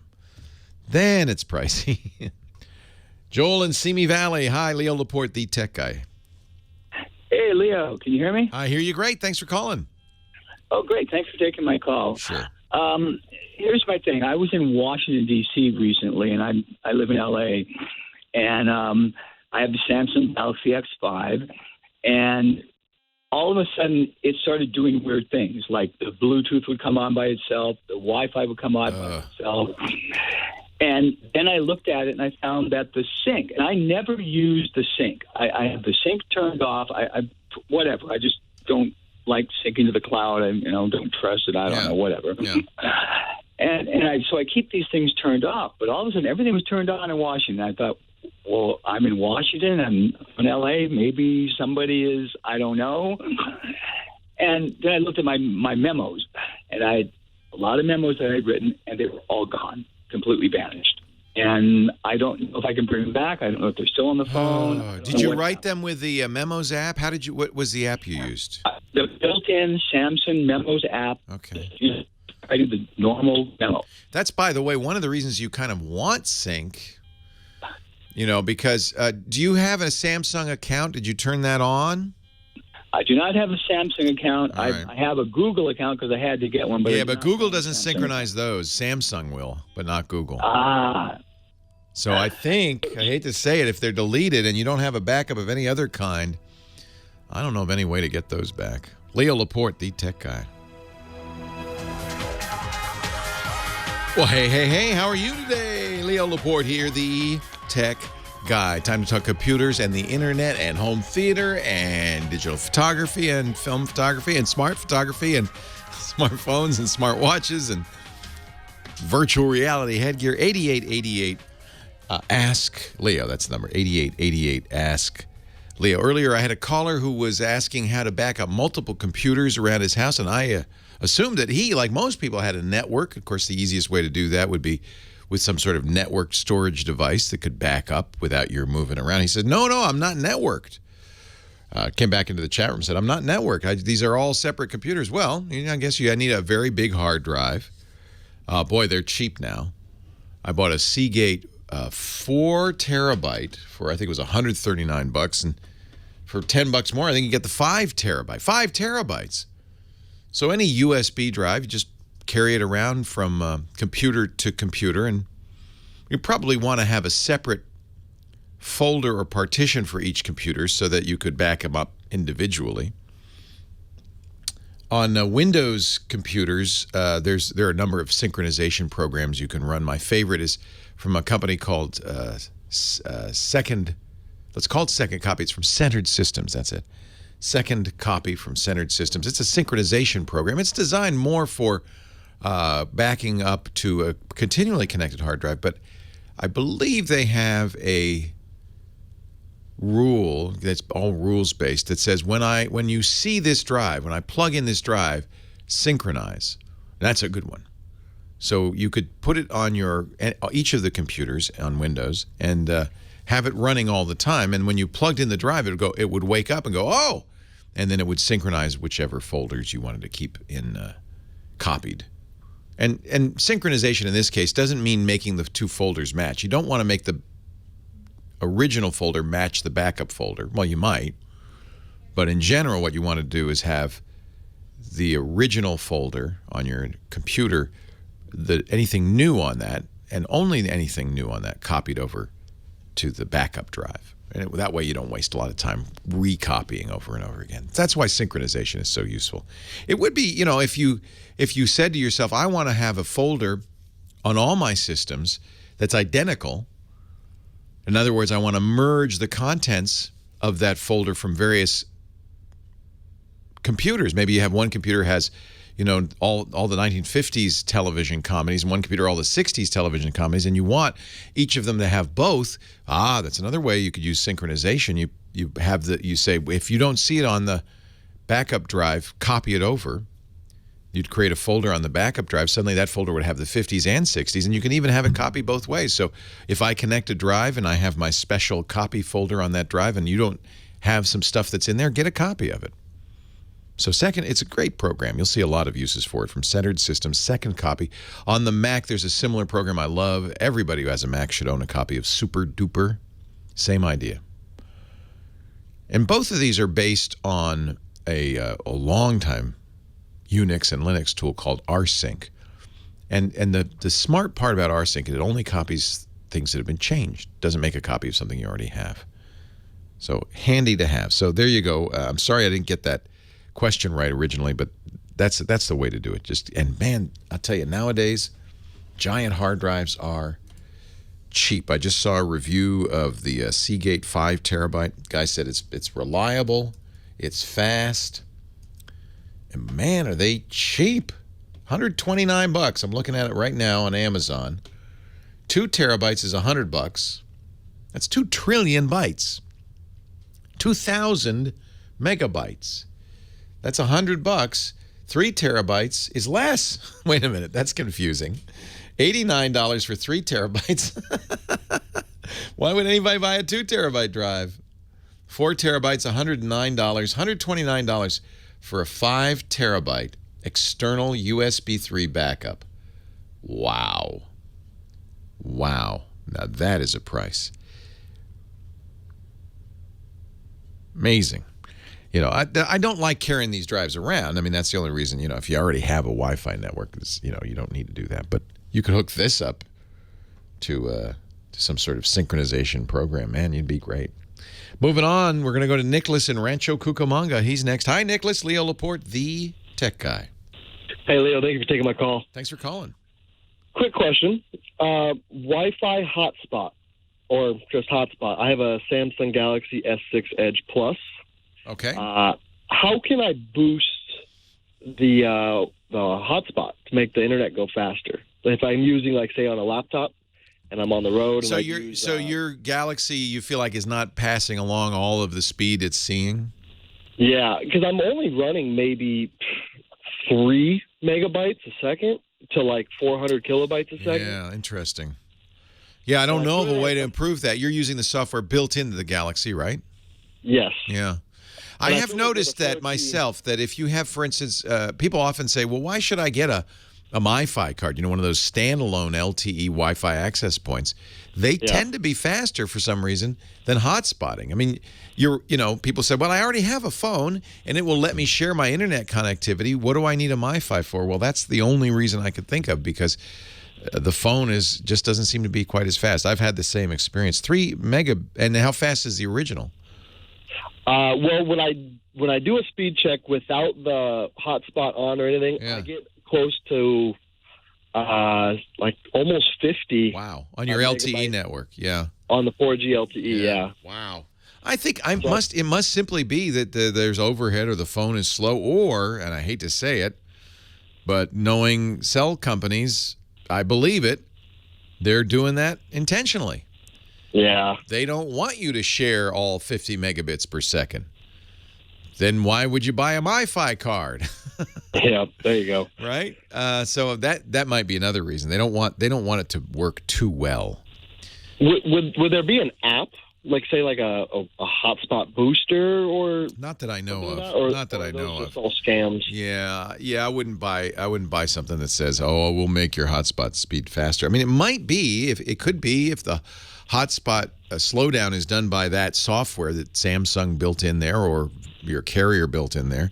It might be that you could get an external third-party device that did it, or third-party program that did it. But I'm skeptical. I would guess that if AT&T says, "Is he hotspotting?" slow it down. It doesn't matter what app you use. Yeah. You know what I mean? Yeah, I understand what you're saying. And what I don't know, and it could be merely the hardware is not capable of handing off that fast. I don't know. Yeah, and I've done numerous like YouTube searches and watched countless videos, and I'll tell you what, there's 1 million people listening right now, a lot of computer geeks and experts, and there's 1,000 people in the chat room. Somebody may know the answer, and if they do, I will pass it along. Keep listening, okay? Okay. Appreciate it. Yeah. In fact, if you do know and you can't get to the phone or you can't get to the chat room, don't forget the website, techguylabs.com. It's free. There's no sign up or anything. It's just a wide open site. You go there, and we divide each show up into, each show has its own page, and then within that, each show has each hour of the 3 hours, and each hour has every question. So you could go to question 1 of hour 3 and on this episode, and you should be able to find that question. You could add your comments there. There may be a way to do it better. I'd actually like to know for myself. It's my guess that that's intentionally slowed down. They don't want it to work too well. You might use it. Donald in Rancho Cucamonga, Leo Laporte, the tech guy. Hi, Donald. Hello? Hello, welcome to the show. What can I do for you? What can you do for me? Get me out of trouble. Uh-oh, what happened? On my iPhone 6, I have an iPhone 6, and my wife and I watched videos. I talked her into it, and a popular adult site. And now you're hacked, huh? Hang on, we're going to take a break, and we'll unhack your iPhone. Leo Laporte, the tech guy. He's embarrassed. We were watching these videos. It's not your wife's fault. Not your wife's fault. 5 terabytes. How could that's? And by the way, the reviews of this 5 terabyte drive on Amazon are very, very good. Look at this. Oh, one guy, 1-star review. Returning 2 of these due to heavy vibration and humming noise. Well, yeah. Oh, tons of fake reviews. I don't know if they're fake reviews. Yeah, I think a lot of these are real reviews. You can tell if they're fake reviews. I have the 4 terabyte Seagate, which I just runs flawlessly, and I have it hooked up to my computer at home and use it for backup, and just great. Automated backup. It's really amazing, actually, at this point, how cheap storage has gotten. By the way, yes, thank you. It's not 1,000, 2,000 megabytes, 2,000 gigabytes. Didn't sound right when I said it. 2,000 gigabytes. Or 5,000 gigabytes. 5,000 gigabytes. That's unbelievable. Who would need that? I mean, that's more storage, and you'd never need that more storage than that. $129. It's mind-boggling. Well, I'll tell you who else gave it a good review, and they're definitely independent, is the Wirecutter. I love the Wirecutter. I love that drive, love those cards. Bought this SSD. And this is the best external desktop hard drive. Seagate's 5 terabyte backup plus desktop drive is the one to get. I remember we were talking yesterday about how you'd get a PC with 2 gigabyte drive. You'd go, whoa, whoa. And they had to partition it because the computer couldn't see more than a gigabyte. Whoa. I just got, it's sitting over there, that new Dell monitor. The Dell, what is it, 40-inch monitor? And I want to set it up, but I haven't. I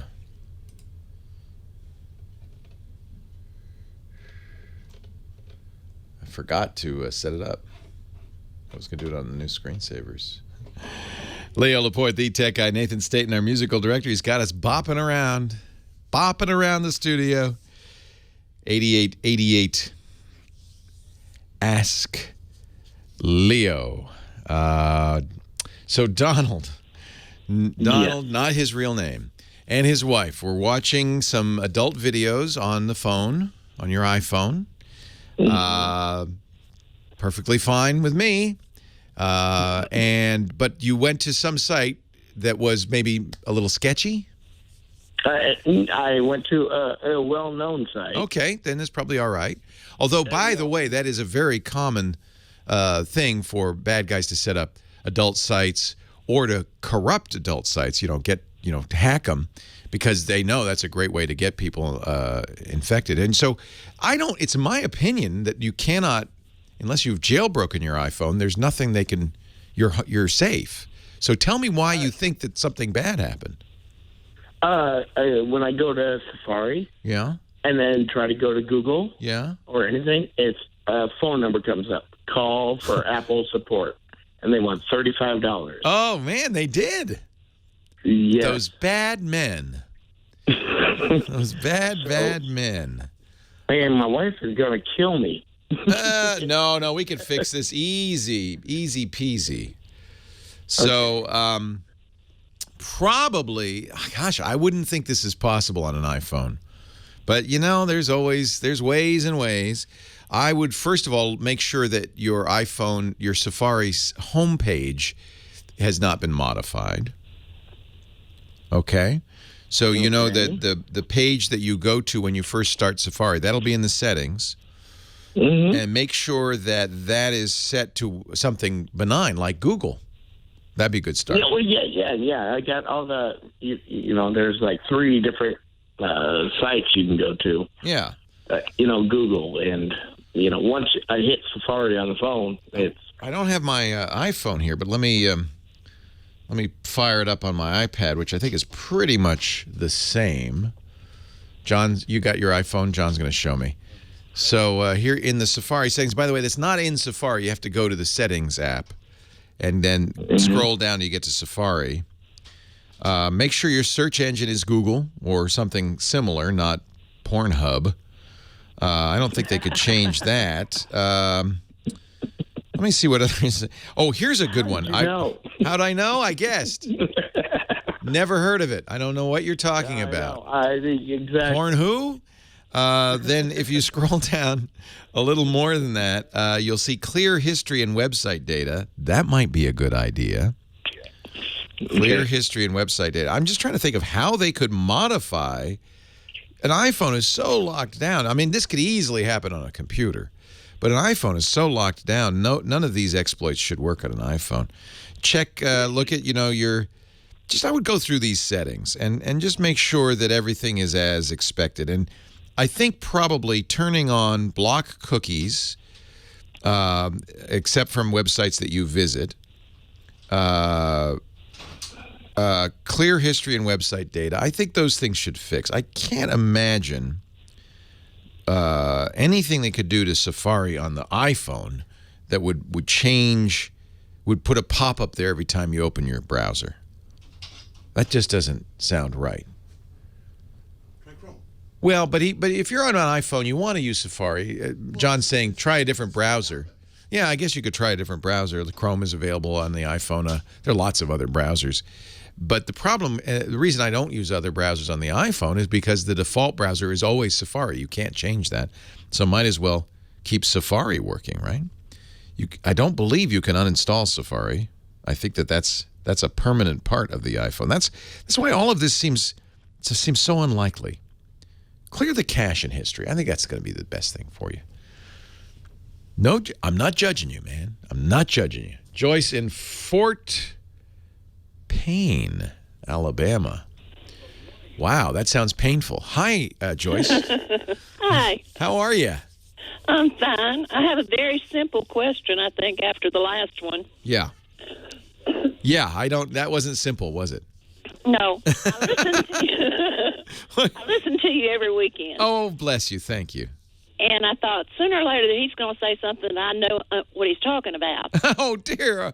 Oh, dear. But, it's like listening to a show in French. Eventually, you'll speak French. Just think of it that right. way. Yes. Well, you started talking about Chromebooks, and about that time, I started noticing them in my local box store. Sure. And so I was really listening to what you're saying because my old laptop is so heavy that I physically can't pick it up anymore. Oh, it's time for... Well, first of all, laptops have gotten a lot lighter. Right. So that's the good news. Yeah. A laptop used to be 7 or 8 pounds. Now they're typically 2 or 3 pounds, 4 at the most. So, yeah. So anyway, I started listening to you talking about it, and you were talking about the 13.3. Yes. And then I went to looking around here locally, and everybody's pushing the 11.2. Yeah, they're less expensive. There are even 14 and 15-inch Chromebook screens. So it's just like a PC. There are a variety of choices. And I think that a lot of people buy Chromebooks want the $150 to $250 Chromebook. And so you're going to get a smaller screen on those. Well, that's my problem because my vision's going along with everything else. Yeah, so you want a bigger screen. Yeah. I would take a look at, and I don't think it's too expensive, Acer, ACER, makes a 15.6-inch Chromebook. That's as big as your old laptop, probably. Yeah, really. And it is a nice Chromebook. I like Acer. I think they make excellent Chromebook products, and they start at $250. Man. All right? Yes. Yeah. Now, if you could spend a little more, you get a little more RAM and a little, which, maybe helps speed it up. But for most people, the $250 model is fine. Okay. And that is a nice 15.6-inch screen. Is there a difference as far as the operating system? No, Chrome is Chrome. Chrome OS, these Chromebooks are all the same operating system, Chrome OS. And here's one of the best features of it, and I love it for this. I can use any Chromebook. Any Chromebook. You give me a Chromebook right now. It could be somebody else's Chromebook. But when I log in with my Google account.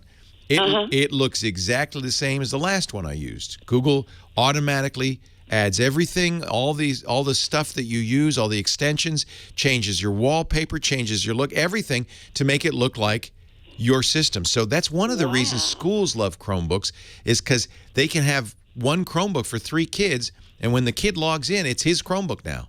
And he can't see what anybody else has done, and it looks just like his system. It's got his extensions.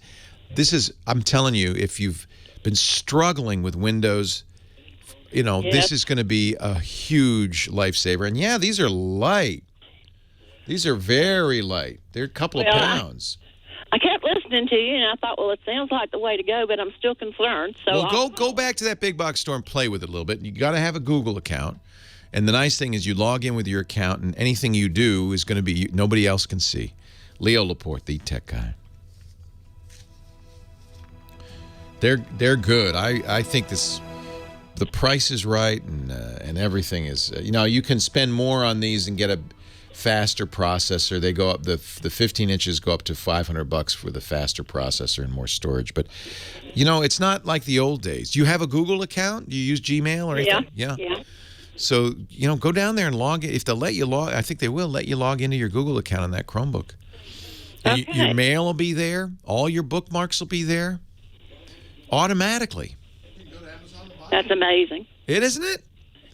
This is people don't believe me. I know there are a lot of people saying, "No, I'm stuck on my old ways. I want to keep using Windows." And I wish they would just try it because I think they'd be much happier. Yeah. Now all I need is a Chromebook tablet. They make those too. Really? Oh yeah, absolutely. Asus. Actually, Acer, I think. Let me see. I'm going to go to the page because they make one that is a tablet with a detachable keyboard, so you can do it both ways. And Google sells that one. Let me just quickly go to the Google store and tell you what the model is on that one. I think it's right on the tip of my tongue. Chromebooks. It's the Chromebook Flip from Asus. Okay. So it turns into a tablet. And let me see what the price on those is. It should be similar. These aren't that expensive, $250.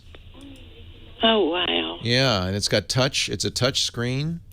So I tell you, if you like playing, some of those games, like card games and stuff. Actually, I read a lot. Oh, good for reading. Now, these screens are not, at that price, they're not super great, but they'll be absolutely as good as that old 10-pounder you got. Yeah, right. I think these are good. Now, this is a smaller screen because it's a tablet, so. Yeah. But I think for reading, this would be fine. Well, you've answered my major question. Well, I'm glad you called, Joyce. Thank you. My pleasure. Have a great day. You too. Bye-bye. Thanks. Bye-bye. Don't get hurt in Fort Payne. That's the one, the 43-incher. That is it. Isn't that awesome? I don't know what I'm going to do with it, but I had to buy it. I was thinking it should be here, right? No. John said there's no point in that. No. Because we do this all in the TriCaster. Yeah, it's here. Yeah. It's going to be here. You get a Mac Mini, right? We'll have one of the Mac Minis. Could be your little Mac over here. Yeah. And you can have your Linux. That's true. I could have 4 operating systems. Or you could have a couple of inputs from the Video Hub. Yeah. Oh, yeah. You're right. I could have all these monitors would be all in that. Well, they could be. Yeah. And I can switch it, right? In the Video Hub. Let's open it up and see what we can do. Yeah. Let's open it up and see what we can do. That'd be fun. 43 inches. And it has enough inputs that you could have 4 computers hooked up to it. Yeah, but I wish they Do you want to do that? I don't know. Or you could have one computer driving a 4K display. Giant 4K. And you can switch on the fly, I'm presuming. Right. Yeah, I presume too. Yeah, I think because it looks like as a RS-232 or something on there. I mean, I don't know how you control it. So, one setup, 4 inputs. So we have, say you have a Mac, RS-232. In one quadrant, you have a Mac. The HDMI out of that Mac is also going into the TriCaster for you to pull up screens. Right. So I could get it from the TriCaster. To get the full screen, but in terms of on that huge thing out there. I might want to get one of these arms.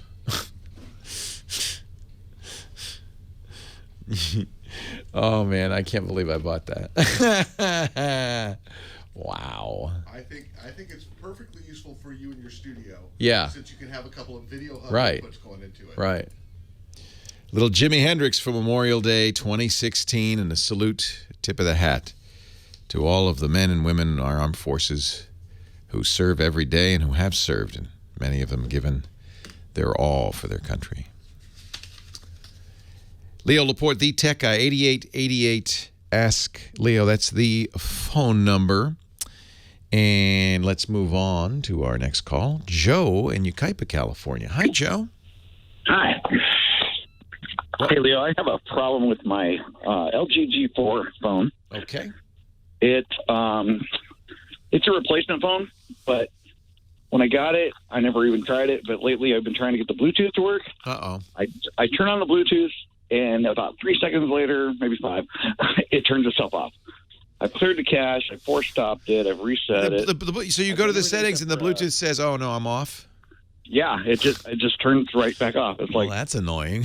Yeah, it's like a breaker. You reset, and it just goes off. Yeah, it sounds like there's a hardware failure with Bluetooth. Yeah, and you never tried it before, so you never noticed it. But I would guess, because what you're doing, of course, is you're flipping that switch. The software then goes out and says, "Okay, hello, Bluetooth, turn on." And no response from the Bluetooth. So it says, "Okay, I guess you're not going to work." And it flips that switch back to off. It's not actually turning it on and off, I think. It's trying to find it. It doesn't see anything, so it gives up. Right. Now, of course, before you turn it in, and it sounds like you probably would have a good case for turning it in, even though it may be out of warranty at this point. I have insurance. Oh, good man. I would... try a couple of things you can do. Now, Dr. Mom has said maybe she says she's had phones do that when there's nothing paired. So there's nothing to connect to it. So it goes, well, you haven't paired anything, so why should I use up battery? But it won't even turn on long enough for me to pair it. Yeah, I know. And certainly, I've never seen a phone do that. The LG G5 didn't do that. I don't think the G4 did it. I had a G4, but I don't remember back. Yeah. It seems like an unusual behavior. The other thing you could do is reset the phone, and it could be just that software is corrupted. So a reset would help. Might fix it. Okay. But if neither of those work, then bring it back and say, the stupid Bluetooth radio's broken. That happens, right? Sounds good. Yeah. I appreciate it. That happens. You're welcome. I'm trying to think of anything else he could do. Could it be, I don't know, disabled in some part of the settings? I don't think so. That just doesn't sound right. Maybe you know something. Again, little pitch. Call us, 8888 Ask Leo. We have another 20 minutes in the show. We could get to the chat room, irc.twit.tv. Got some great smart people in the background there helping me. And then, of course, you can always go to the website, techguylabs.com, and leave your comments there. techguylabs.com. Phyllis, Studio City. Leo Laporte, the tech guy. Hi, Phyllis. Hi, Leo. How are you today? I am wonderful. How are you? Great. I have a question. I purchased an iHome radio with the docking station. Yeah. And I love it, but it only gets FM. And I like AM, otherwise Isn't that... Yeah. And as somebody who's on a lot of AM radios all over the country, hey, what the heck? Yeah. What, are they trying to put you out of business? Yeah. I think because it's got a nice speaker and stuff, they thought, well, nobody's going to want to listen to the AM radio on that thing. Boy, that's a little annoying. I have seen that trend, though. There are a lot of devices now that no longer have AM. I'm looking at the iHome. It's like a clock radio, and it says with stereo FM clock radio. It doesn't even mention AM. No, and I've looked at all different models, all different kind, and they're all only FM. Yeah, it saves them a little money because there's a different antenna for AM, and you have to put that in. And, of course, you have to have an AM radio chip in there. That's too bad. But here's a good tip for you. And this, again, comes from Dr. Mom, who's great for advice in the chat room. It is a dock, which means you can attach your phone to it, right? Yes, yeah. And you know there are great apps that will let you listen to every AM, almost every AM station in the country, in the world. I wondered about that. Yeah, try that. My favorite is TuneIn. They have a free version and then they have a pro version. Try the free version first. It will probably have all the AM stations in your neck of the woods, including stations not in your neck of the woods. It's a great little radio app. Of course, I got to give a plug to my employer and their iHeartRadio app. Same thing. If it's a Clear Channel radio station all over the country, including my mothership, KFI in Los Angeles, it'll be on the iHeartRadio. So even if your local station isn't broadcasting the Tech Guy, you could tune in KFI in Los Angeles and be able to listen. And there are other radio apps, too. There's iHeartRadio. CBS has its own. TuneIn. If you had all, and you can have all three, there's no reason why not. Okay, so are they all free, the ones you Yeah. Oh, okay. Yeah. Now I knew you could help. Yeah, so you don't, maybe that's why iHome says, well, why would you need a radio on there? Because you just put your phone in the dock. Yeah, it's a wonderful little device. Yeah, and by the way, if you listen to iHeartRadio, it'll actually sound better than it would over the radio. Oh, it will? Yeah. It's higher quality. Well, Leo, you did my name. Don't tell anybody, but it actually sounds better. So there you go. Okay. You don't have to send it back. Thank you. You too. I appreciate it. And actually, I credit to Dr. Mom because she reminded me, well, Leo, she doesn't need an AM radio. She's got a phone. She's got her iPhone docking on there. Of course, yeah. I'll be honest, most of the time when I listen to the radio now, it's funny because this is actually a bone of contention. Most phones, almost all phones have an FM radio in them. Did you know that? In the U.S., they're almost universally disconnected. And my theory on that is that the cell phone carriers, who in this country pretty much are the number one way phones get sold, said, hey, we don't want people listening to the radio on the radio. We want them to use those applications and use our data so we can charge them. If you just put a radio in there, all they have to do is put on an antenna and listen. So if Samsung and LG and everybody else, please disable that FM radio and we'll sell your phone. The U.S. government doesn't like this idea, and that's actually for good reason. I've talked to somebody at FEMA, the Federal Emergency Management Agency, and they are lobbying hard to get these radios turned on. Why? Well, in an emergency, if the cell network goes down, the power goes out, there's an earthquake or tornado or flood or fire, you could still turn on your phone. In most cases, the FM radios require your headphones plugged in. That's the antenna. So you turn on the phone, plug in the antenna. Even if the cell network's not working, get emergency announcements on the radio. And FEMA thinks that's a good thing. Most of the rest of the world, the FM radio is turned on in these phones. It's on. It's only here in the United States where, and I'm thinking, I can't say for sure. I haven't seen the smoking gun, the memo. But I'm guessing that the cell carriers said, well, we would be very pleased to sell your phone in our stores. If you could, please just make one small adjustment, turn off the FM radio. And, of course, Samsung and everybody, and iPhone and everybody, Apple, they're all going to say, well, all right, who cares? No customers demanding it, so, yeah, fine. I wouldn't be surprised to see a law at some point. I would expect Congress at some point, if FEMA can persuade them to put out a bill that says you got to turn on for public safety reasons. Of According to All Tech Considered from NPR, 2/3 of all devices, almost all smartphones have FMs, and 2/3 of them, they're not activated. They switched them off. Radio folks would like to turn them on, too. Leo Laporte, the tech guy. More calls right after this.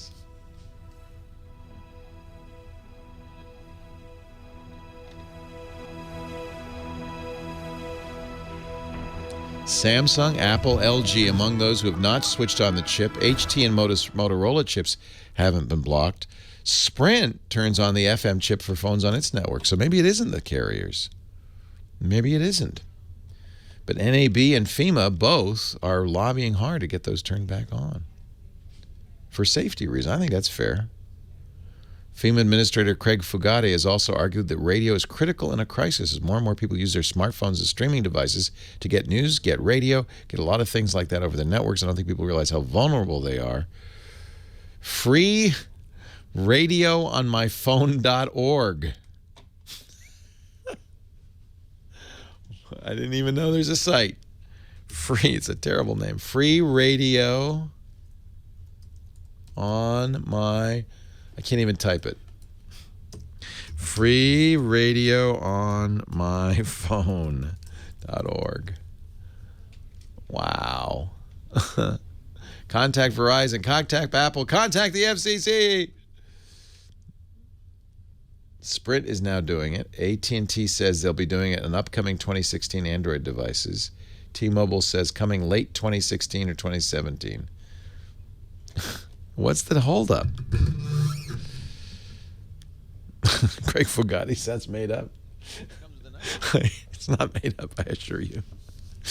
Hey, I'm Craig Fugate. Nathan Staten, our musical director, spinning the great tunes today. Very nice. 8888 Ask Leo. That's the number. Judy, Sierra Madre, California. Hi, Judy. Hi, Leo. How are you? I am wonderful. Good. We have a problem. We had Verizon, and our landline for 31 years. Our landline switched to Frontier and disappeared, so we don't have a landline, which is not. The howls of pain from people who have been switched to Frontier continue. I know. Just nothing. 30-some years, our phone just disappeared, and they can't even find out why that we even have one. So wait a minute, you not have a phone now? No landlines.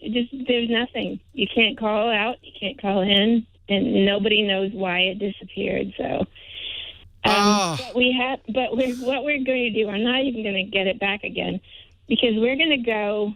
We're going to live in a motorhome and then go some full timing, but we're going to be stationary for a year or so before I retire. So, but where we're moving, they only have Frontier, so I can't get. My RV has DirecTV that's already wired into it because that's what they do, but I can't get AT&T there where I'm going. Right. Frontier only has Dish. Can't. So I have Frontier as the phone company. Don't want Dish. Have DirecTV. Can't get AT&T. Wondering if there's any way that you can do cell phones with MiFi.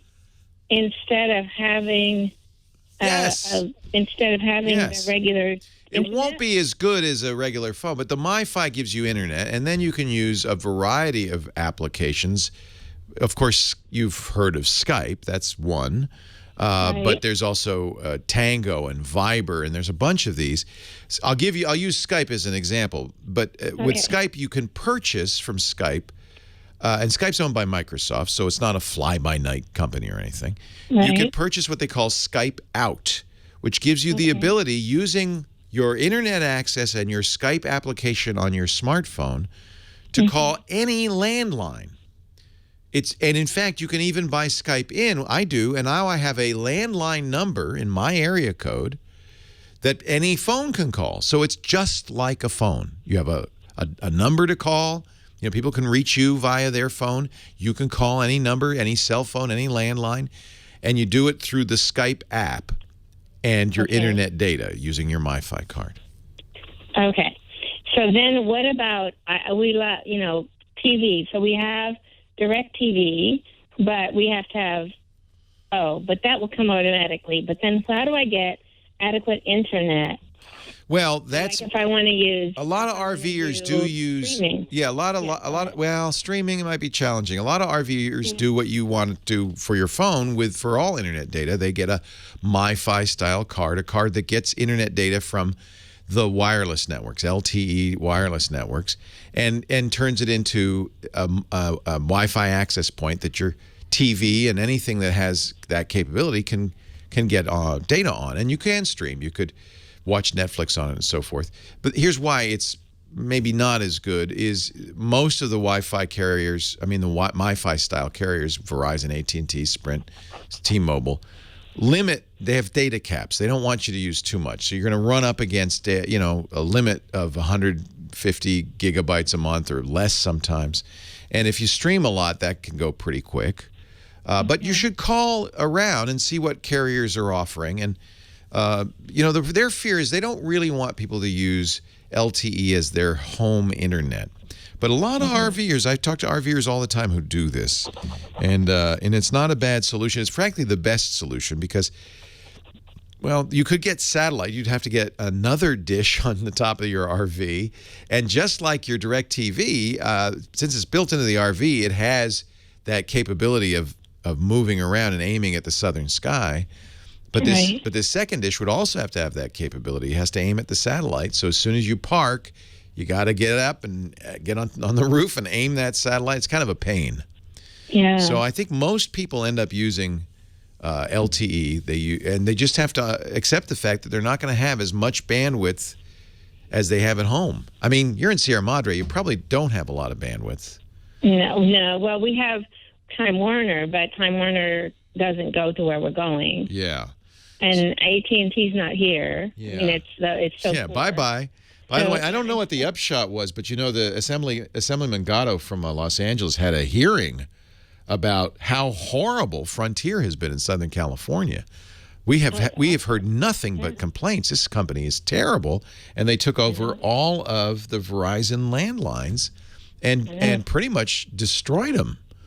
I know. I don't know how, it used to be, it's kind of sad. I know people don't like government regulation. They don't like the FCC. But, man, we used to have a great phone system because they were given a monopoly, but in return for the monopoly, Ma Bell had a baseline level of service they had to provide. And they had to provide it to everybody in the country, even in rural areas. I mean, that worked. And, after the deregulation of the phone companies, some good things happen. You can buy your own phone. You can choose a different provider. But I guess the FCC is asleep at the switch on this one because you lost your phone line. That's not just an inconvenience. That's a safety issue. They'll never be able to find us because there's nothing answered. Even it doesn't even ring in. That's appalling. I know. Appalling. And that this company can get away with this. And hours and hours on the phone trying to get somebody to do something, and nobody does anything. And then they hang up. You don't get anything. How did this happen? I don't know. Well, I hope that we had no phone. Write to Mike Gatto. He's the Democrat from Los Angeles area, and say, hey, I'm behind you. Whatever you do, let's get this fixed. Because I think it's going to take government action. You could be small government and you could say no regulation, but sometimes that's what happens. This would be a good place for somebody to step in, don't you think? You should also, of course, call probably the PUC, the Public Utilities Commission, and the Consumer Protection Commission, and you're still out of luck because they're inundated. Because Frontier's doing horrible things across the whole Southern California area. They're not a sponsor of the show, are they? I hope not. They aren't anymore. I should pass along this website. Somebody mentioned this. We were talking about putting FM radios on smartphones, and there's a website created by the National Association of Broadcasters and the Federal Emergency Management Administration called freeradioonmyphone.org.